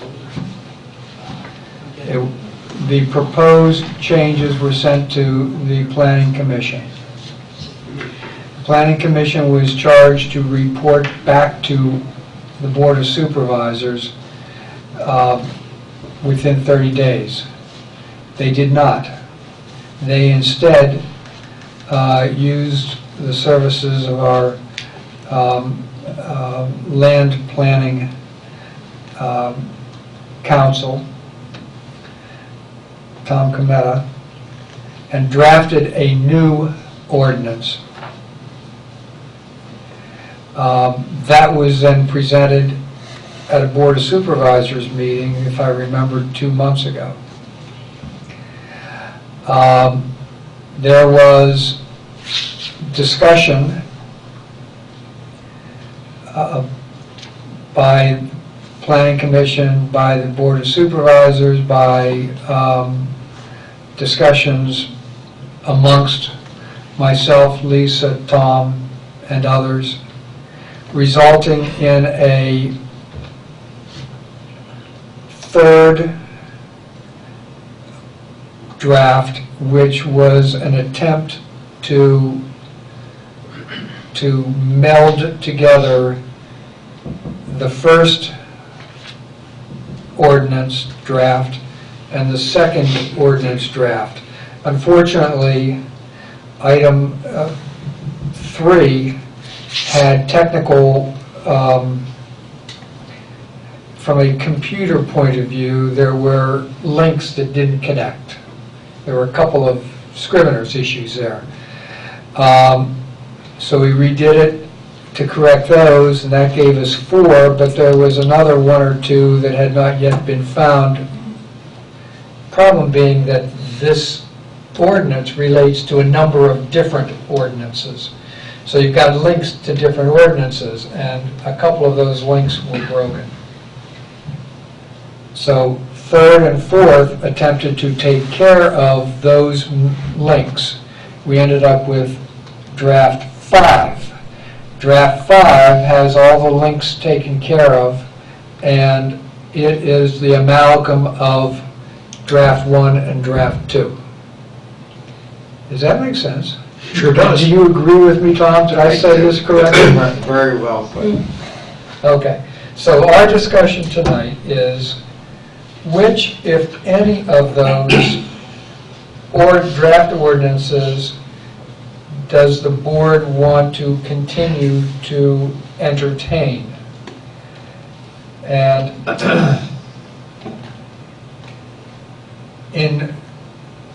as a procedural question that I'm going to throw to council is there sufficient change between the original version 1 and version 5 that it needs to go back to the Planning Commission?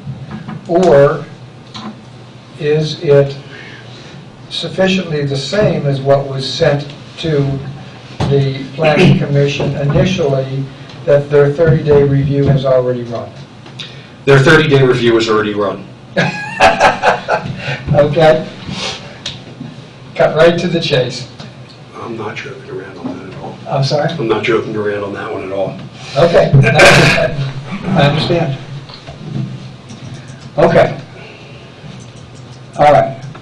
Well, let me add to that, and I'm going to be glib.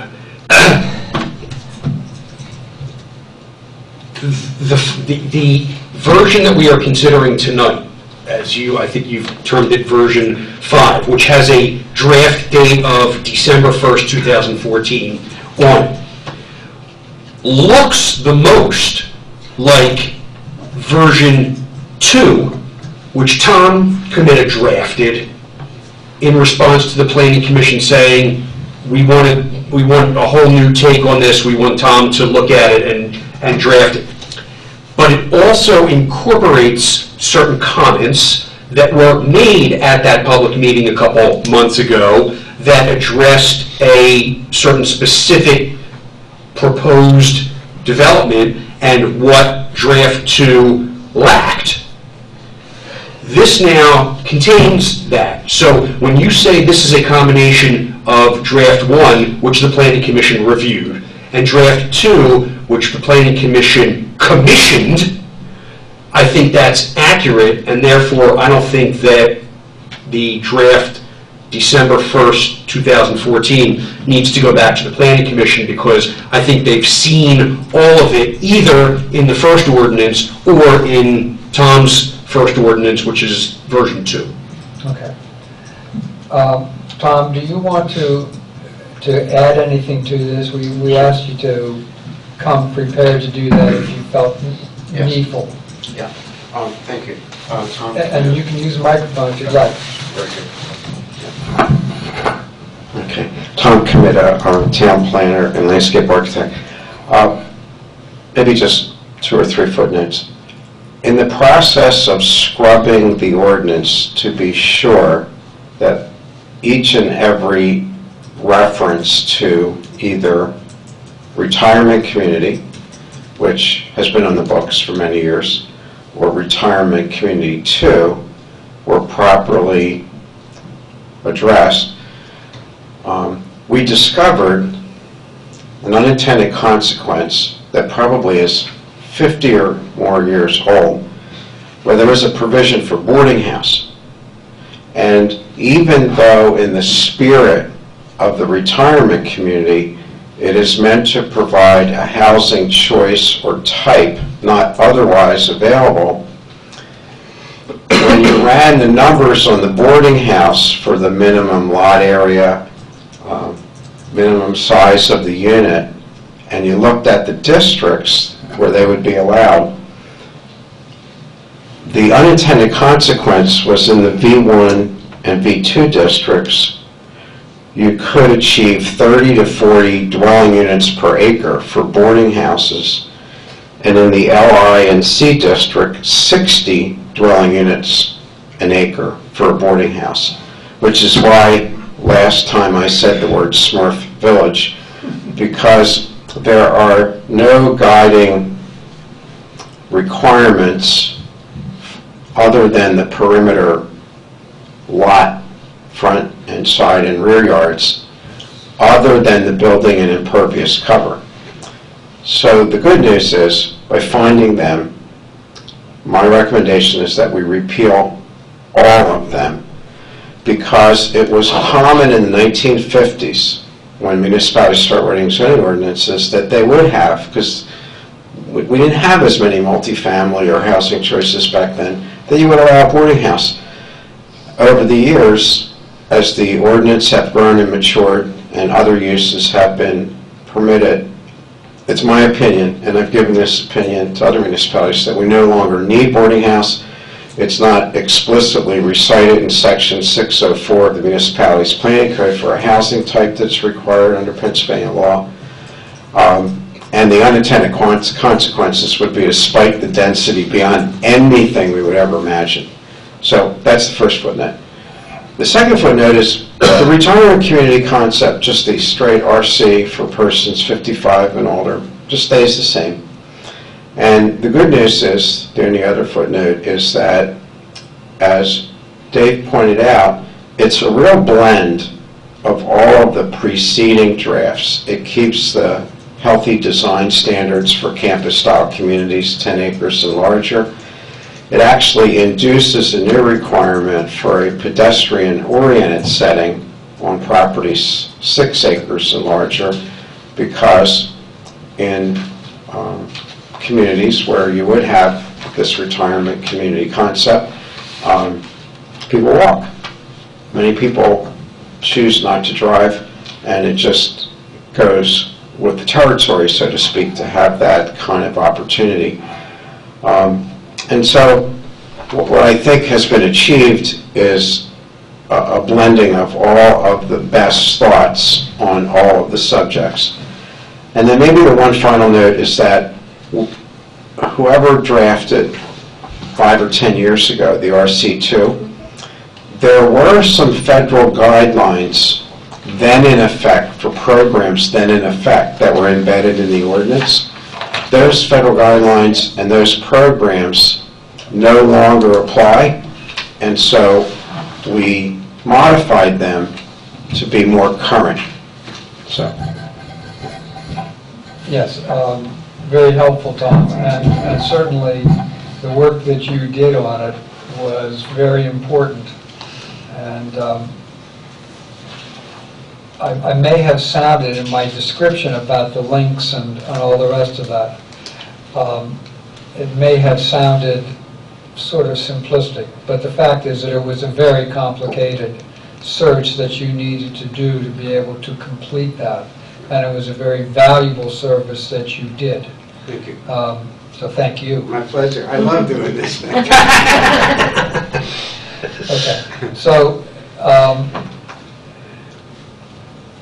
we have, and Lisa, it'll show up in the minutes that there was a clear ruling on Yes. the question of whether it goes back to the planning I commission. put that in. Okay. So then, we would need a motion to advertise this ordinance to be placed on the December 17th agenda for consideration. No, we can't, that's too soon. We need to advertise it. Well, we have the else. That's 2 weeks from tonight. This is a zoning ordinance amendment, we have to advertise it twice. I was thinking it was longer than that. So we can't have it on the December 17th agenda. It's got to be, We could put it on the January organizational agenda. you can put it on the organizational agenda. I don't know what the policy of the board is with regard to reorganization. Some municipalities only reorganize and do no business. Some reorganize, then open a regular meeting and do business. If that's your intention, then this can certainly be on that That's what we agenda. typically That's what do. they do. That's what you do? Okay, well then this could be on that January 5th agenda, which Rich and I will not be present. And then, Right? I thought it was the 7th we were talking about. No, it's the 5th.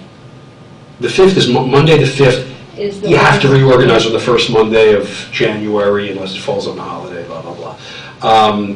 So that, you must have a meeting that night to reorganize. You can reorganize, adjourn, and then have your regular meeting 2 nights later on Are you gonna be January here then? 7th. I cannot be here then either. We You can't be here then either. They address all of the, go ahead. I probably can be here on the 7th. I'm unlikely to be here on the 5th. Very unlikely. We do regular business on the 5th. So it can be on the 5th. So, Okay. So, Tom, I mean, I know we've been through a lot of versions, and I guess I'm still left with, when they're small, how do they stay self-sustaining? And some of the details about the density of the housing under the options. Well, the parent ordinance identified a maximum habitable floor area, but I changed it to minimum at 550 instead of maximum at 600. The parent ordinance talked about buildings that would house no more than 80, or that would contain no more than 80, make sure I got the right. Right, yeah, no, both had 80, and so, Yeah. you know, if you have one 80-unit building on 6 acres, is that large enough to be self-sustaining economically for the long term? It's a good question. I don't know specifically the answer, so I'm not sure. Presumably, if you had, like Luther House, several buildings, that indicates that it is sustainable, but I don't know if you just did one, what its lifetime would be. Right, and that's sort of been my question all along. And then the other one where you have 2 80-unit, potentially on 10 acres, that's a lot of density that could be permitted. And I don't know if you want to get into the specifics of that, but that's been my concerns with especially the first one all along. So I'm a little less concerned about the density, because even then it's not.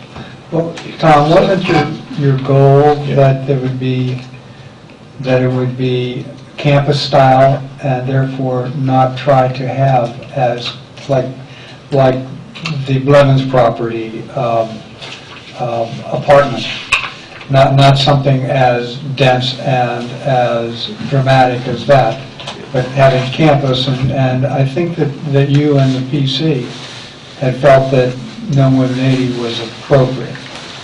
Right. The campus style is triggered at 10 acres, the pedestrian-oriented community at 6.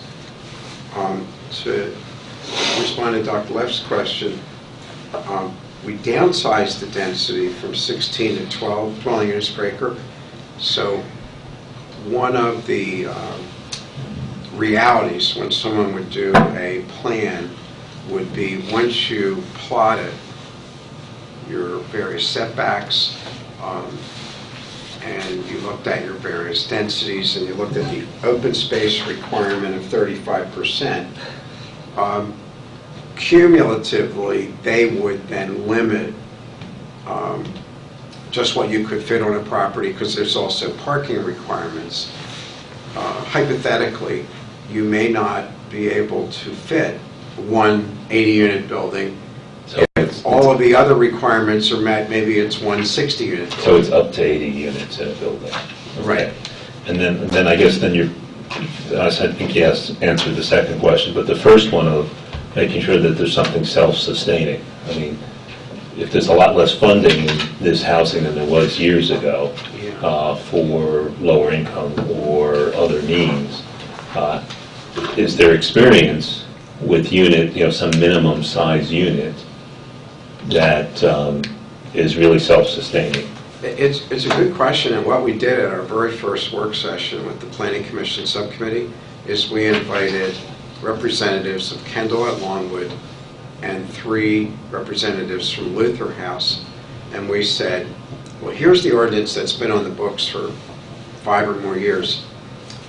You're in the business to provide these retirement community settings.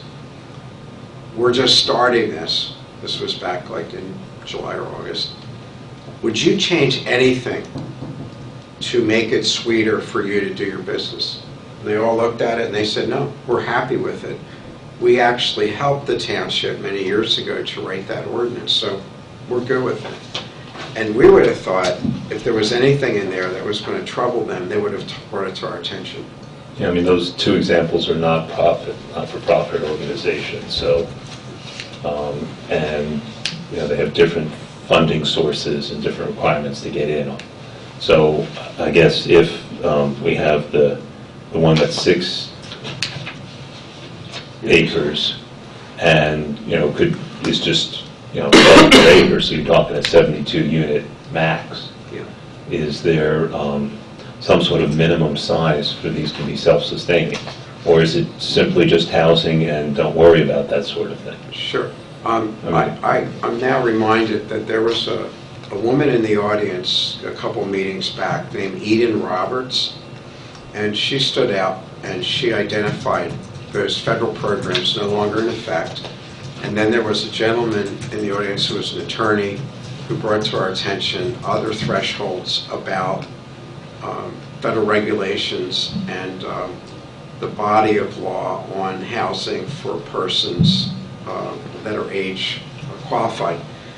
And when we did those changes, we said to those persons who talked, did we get it right now? And I got an email yesterday from Eden Roberts, and she said, you nailed it. Okay.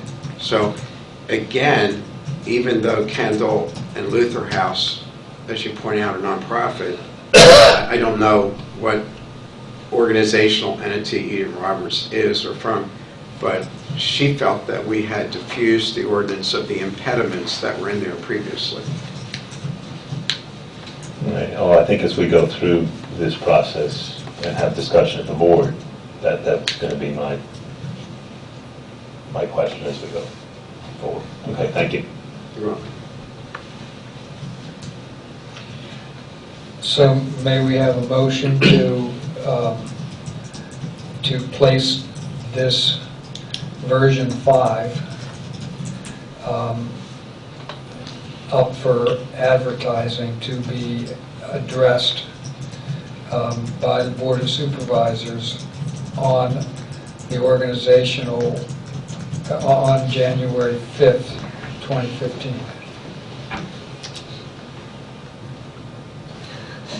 I guess I'll so move. I'm not going to be there. So, Okay. all right. Is there any discussion? You're not going to be there? I'm not going to be there. I mean, I'd really like to have it when I'm at a meeting. Why can't it be on the 7th? It could be on the Well, you're going to have a meeting on the 7th? If you do business on the 5th? that becomes the question there. I don't know. We can have it at the January public meeting. I mean, it's not urgent to be done the 5th. We can wait 2 more weeks after that. Yeah, if we're going to have a meeting on a public meeting on the 5th, in addition to the organizational meeting, we have a regular meeting on the 5th. It doesn't make sense to do one 2 days later. No. So why don't we put it on the 21st, for January 21st? That'd be good. Okay. So I guess I amend my motion. Okay. I'll second it. I'll second the amendment to the first motion. Any further discussion? I have a question. I'm sorry? I have a question. Okay. This is 221? Is- Yes. Right? I don't, is the one out on the website the latest? Is that version 5? December 1st? I'd have to look. It's there. It's there. Okay. The question I had was, there's a clause in there that's Section A, subsection C. It says something about a 60%, 60% of income in relation to the Philadelphia metro.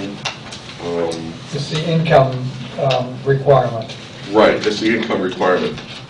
So, and it's also got ahead of that something like AIM. I'm just trying to do this off the top of my head. But in there, so I'm trying to figure out what you're really referring to, because the Philadelphia area's got all kinds of, the metro area's got all kinds of, statistics around it. Does it really refer to the average within Philadelphia? Does it really refer to the average within our township? Because when you look up the reference for Philadelphia metro area, it will point you to all kinds of stuff, including down to the county level. There is a, well, first of all, I'm going to answer your question, but it's not really germane to the motion. So, from a procedural point of view, I want to stay with the motion, but my understanding of that reference is that it is an economic, it's a reference to an economic measurement that is generated by the organization that is referenced in the name. And it is a very specific statistical, it's not just a general number. It's a very specific statistical analysis by, I believe, by a part of the federal government that creates this. The language comes from the Internal Revenue Code. Well, what I was interested in is why didn't it reference, for example, the Delaware Valley statistics? Because I don't know if there is a Delaware Valley There is metropolitan one. statistical area. If there is, Which includes Chester County. This language, when I researched it, I took it from the Internal Revenue Code that I didn't create Philadelphia Metropolitan Statistical Area. I obtained that from a resource of some kind that said this is what you need to base the median income or the average median income on. Actually, let me just mention, although what I'm about to say is a little bit dated, if we Google image the word SMSA, which actually the technical full name is Standard Metropolitan Statistical Area, and in specific the Philadelphia Metropolitan Statistical Area, it'll show a map emanating from Philadelphia, and it will go into Bucks and Montgomery and Chester County. It stops at the Church Farm School for reasons that there were 600 or some acres that interrupted it, and then it works its way down toward Kennett and so forth. When the federal government set up the SMSAs, they set them up for every city there's a Wilmington SMSA, which doesn't come into Kennett, but it all ties into a map, and we could double check with both DVRPC, the Delaware Valley Regional Planning Commission, and Chester County Planning Commission to be sure that Kennett Township is still within the Philadelphia SMSA. I mean, it has been for the last 45 years, but, you know, maybe they changed the map last week or something like that, I don't know. Well, it says Philadelphia, Camden, Wilmington, PA, New Jersey, Delaware, Maryland, metropolitan statistical area. Okay. The only reason I was asking is, shouldn't we be using statistics that are closer to home? Yeah, it's just that we're in that big catchment area. Yeah, but what I see on their website, and I can show it to you, is that it eventually breaks down in the, at least in the Chester County. Sure. So, and in the language you have, there's the, I'd have to go back, switch back again. But in section C, it says AIM is the abbreviation. Right, the AMI. AMI. Area Median Income. Right. So does that tell us to look at the Chester County within the Philadelphia area? No. No. At or below 60% of the AMI for the Philadelphia Metropolitan Statistical Area, or income that is determined to be, quote, very low income or, quote, extremely low income as adjusted, as defined by the United States Department of Housing and Urban Development. Yeah, that's sort of like down here, though, in relation to the 60%. I can't control the numbers with reference from the Internal Revenue Code. These are terms of art. They're not for us to redefine.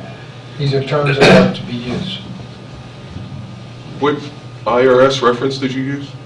I researched when the original task was given to me to draft the original ordinance, I researched the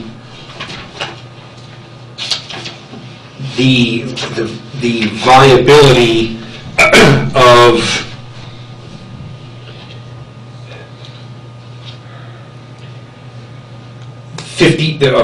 what previously it said 50% of the AMI, and whether it could be raised to 60%, and it's section 42 of the Internal Revenue Code entitled Low Income Tax Credit, which was the goal here, to be able to qualify for that.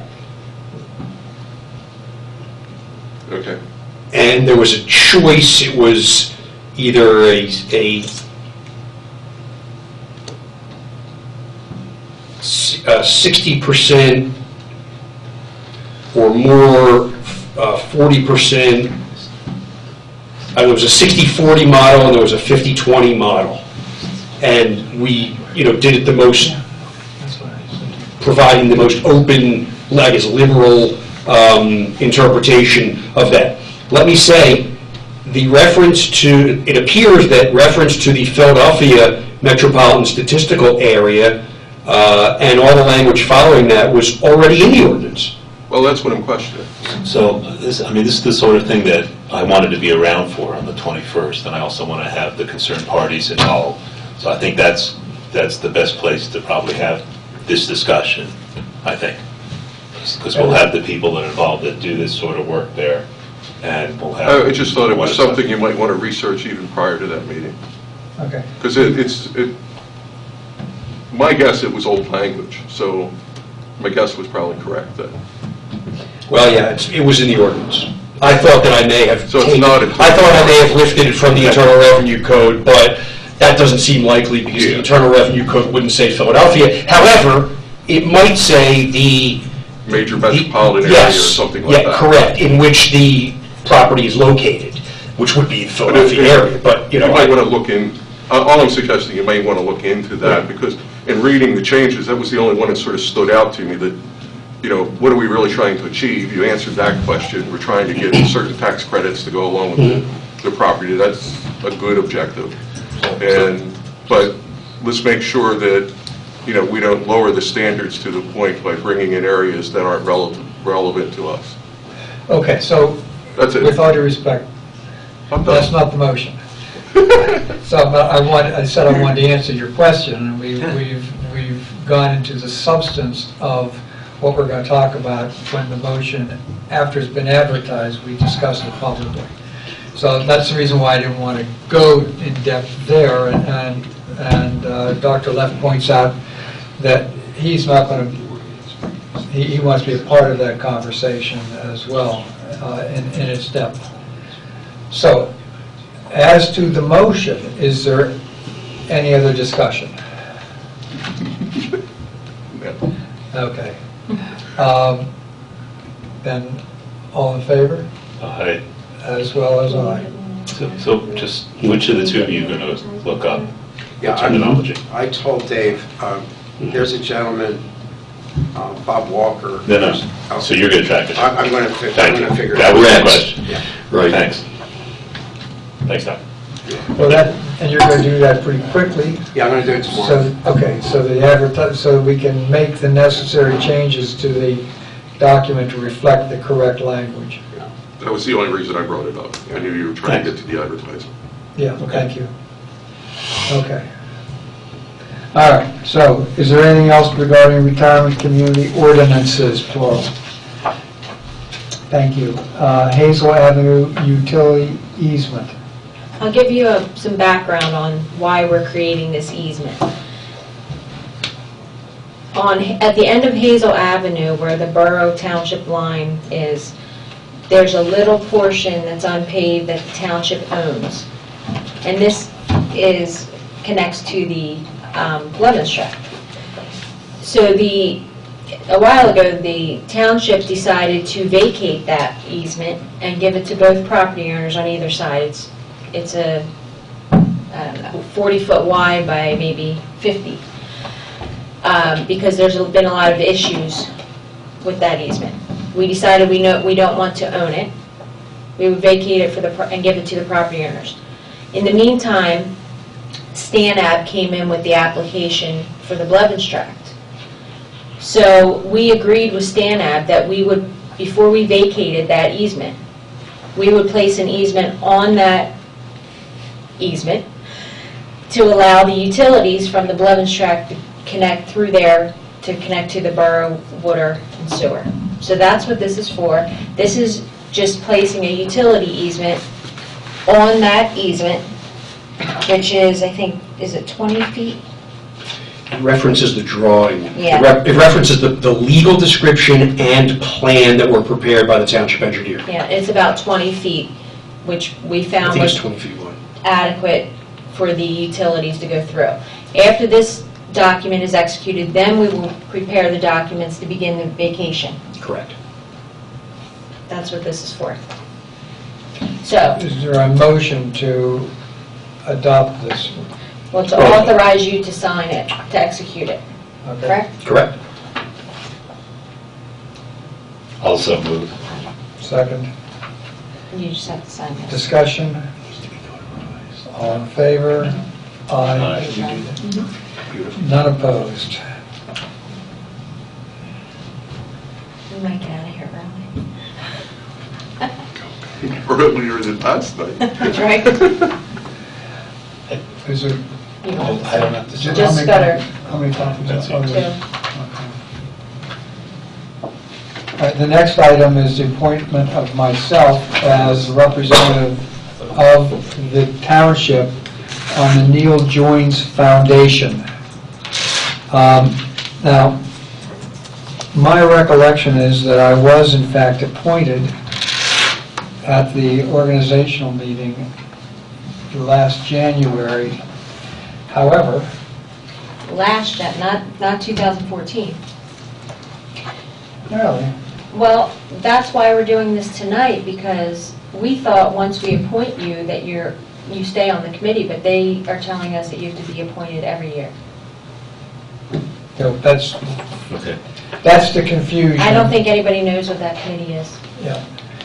Neil Joines was a resident of the borough Township. He had a business in the borough, and he lived in the township.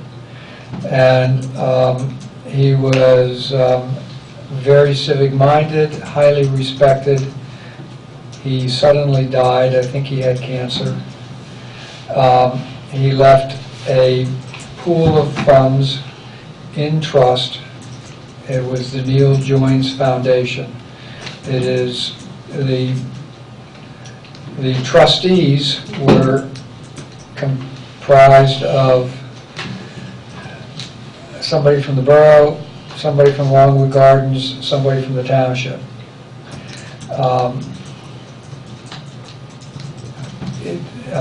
So at this point, the foundation proceeds are being turned over to the Chester County Community Foundation to be managed. And it's being taken away from Wells Fargo and turned over to Downingtown National, DNB.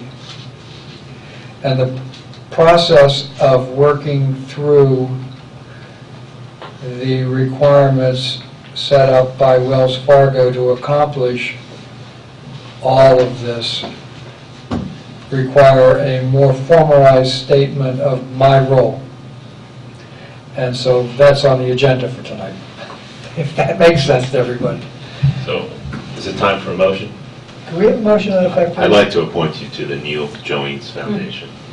Thank you. I'll second it. Any discussion? Please no. That's okay. Yeah, that's fine. If you, seriously, I'm being much too flip. And one more item when you're not ready. But not on this, No. not on the motion on the floor. Okay, so, All in favor? all right. Aye. None opposed. Thank you. That's taken care of. Congratulations. Thank you very much. I'm actually, it's an honor to be able to work with the foundation, to be able to work with the other trustees, and to be able to do this in the name of Neil Joines. It's a privilege and an honor. You had something else on the agenda? Yes. Rich and I were discussing geothermal. And For the maintenance for building. the maintenance building. The township applied for a geothermal grant to do the township building and the maintenance building, but we did not get the grant. So the township building, it was determined by our engineers, the township building can wait a couple years to address the heating system and air conditioning system. But the maintenance garage needs to be addressed. So we were discussing possibly putting it in the budget to do the maintenance garage for geothermal next year and hold off for the township building because we can reapply for that. The maintenance garage is a lot less expensive than the township building. So how much is the maintenance garage one? They were thinking around 70,000, whereas the township building is about 160, I think. And is the maintenance building gas or oil? It's oil. It's still my heart. So the payback will depend upon the price of oil, which is going down, but it's probably about 8 years, Correct. give or take. Yeah. I'll move that we put that in the budget. Okay. I'll second. Okay. Is there any discussion? Yes, sir. Any government grants, do we qualify for the rebates from the utilities and the government, that, like we do as a consumer? From what we understand, we do. Good. Mhm. So that'll reduce the 70? Yeah. Yeah, But I don't know that those numbers or anything yet. Well, I mean, at least when I put in my personal one, I got some money back from PICO, a modest amount. But the federal tax credit was the major thing. I don't think the That's township. gone. Isn't that gone? I think it's good for another 2 years. But anyway, That's I what don't I think it's understand. relevant because we don't officially have We don't pay federal income taxes as a Right. township. Yeah, but we were, when we looked into it, we were entitled to some Some extra. but I'm not exactly sure exactly Okay, where so that'll if you be could- and what that will be You yet. can look into it. That would be good. That may help speed up the payment. Right. And, yeah, The return on the investment, Right. return, but yes, thank you. And the current electric backup generator at the building can maintain the Yes. geothermal unit also, so there doesn't have to be an upgrade based on that. Correct. Okay. What was the return on investment for the geothermal versus what we have? So, it's I don't know right probably off be the top like of my 8 head. years.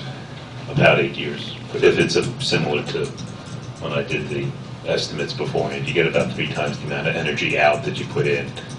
And it's more expensive than a standard unit. But, you're going to have to put in a brand new standard unit now. So that's been the rough estimate for And what's the longevity of the unit? It depends, but typically between 15 and 20 years for the actual above-ground stuff, and the stuff below ground could last even longer. Should last longer. Cool. And actually, it is because it provides air conditioning as well, and the oil-fired burner probably doesn't. Well, and then how much oil do you know how much oil they were using to heat in a season? I did figure that out. I don't have that right here, but we do have that. Well, you can take that off, how much oil that we'll be using as a nation. And I'm not sure exactly how much air conditioning they use down there. We're using a lot now. Yeah. All right. Are there any things like carbon footprint credits or any of that kind of stuff? I'm not sure. We're just at the beginning of even looking into this. You might want to, Yeah. that's where I would head. I'm not aware See of if you can get any. exchanges and stuff. I know that's been tossed around, I don't know where it is. Any other discussion? I think there's probably one. I'm sorry? I thought I saw a hand up there. I thought there was somebody. Okay. All in favor? Aye. Aye. Opposed? Done, so it passes. Do you have anything else on your agenda? No. Okay. That brings us to the public comment section of the agenda. Is there anything that hasn't been heard yet? Do you have anything to comment on your thoughts or plans for the Chandler Mill Bridge? No. No, there's nothing new. Thank you. Haven't heard back from the county. We have not heard back from the county since we submitted our formal Right. request for conveyance or transfer of the bridge to the township, expressing our intent to maintain its historic nature and to allow emergency vehicles not exceeding 20 tons. Right. Are they going to have a public discussion about it? I thought it was December 10th. I was advised that they will be placing it on their December agenda to act on it. I don't know when the meeting is. I'll look it up, but I thought it was December 10th. I'll find All out. right. I think it's next week. Well, then, we might want to disseminate that information to the public, especially interested parties. Will we want to be there? Will somebody, I should say it differently, will somebody be there from the township? Well, we will be somewhere else. So I don't think we will be there, and I don't think he was available that night. So I don't think we will be able to be there. Depends what time, when do they meet? I'll find out for you, because I'm not Do sure. they meet during the day, maybe, or is it? They do. They meet during the During day? the day, I'm Yeah, out of town. okay. Well, then we can go. Okay, so you might be able to go, but I'm out Yes, of we'll town. find out. So, but if you could disseminate that to people, I think, just like you disseminated the board's decision, that would be useful. Once we hear back from the county?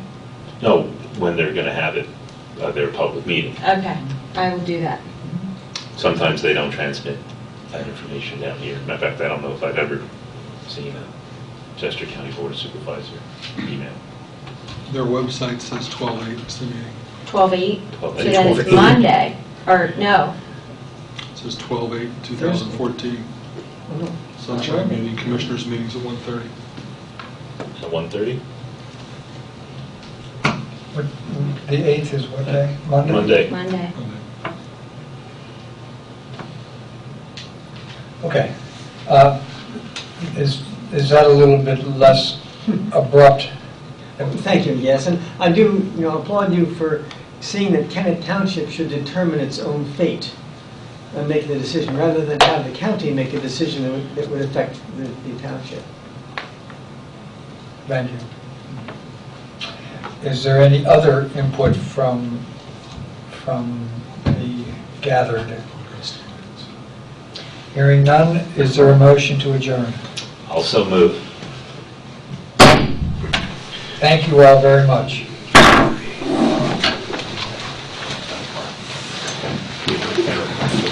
If you need me to. Sandy to ask for. Yeah. It was a well-behaved crowd. Right. Always something. Always.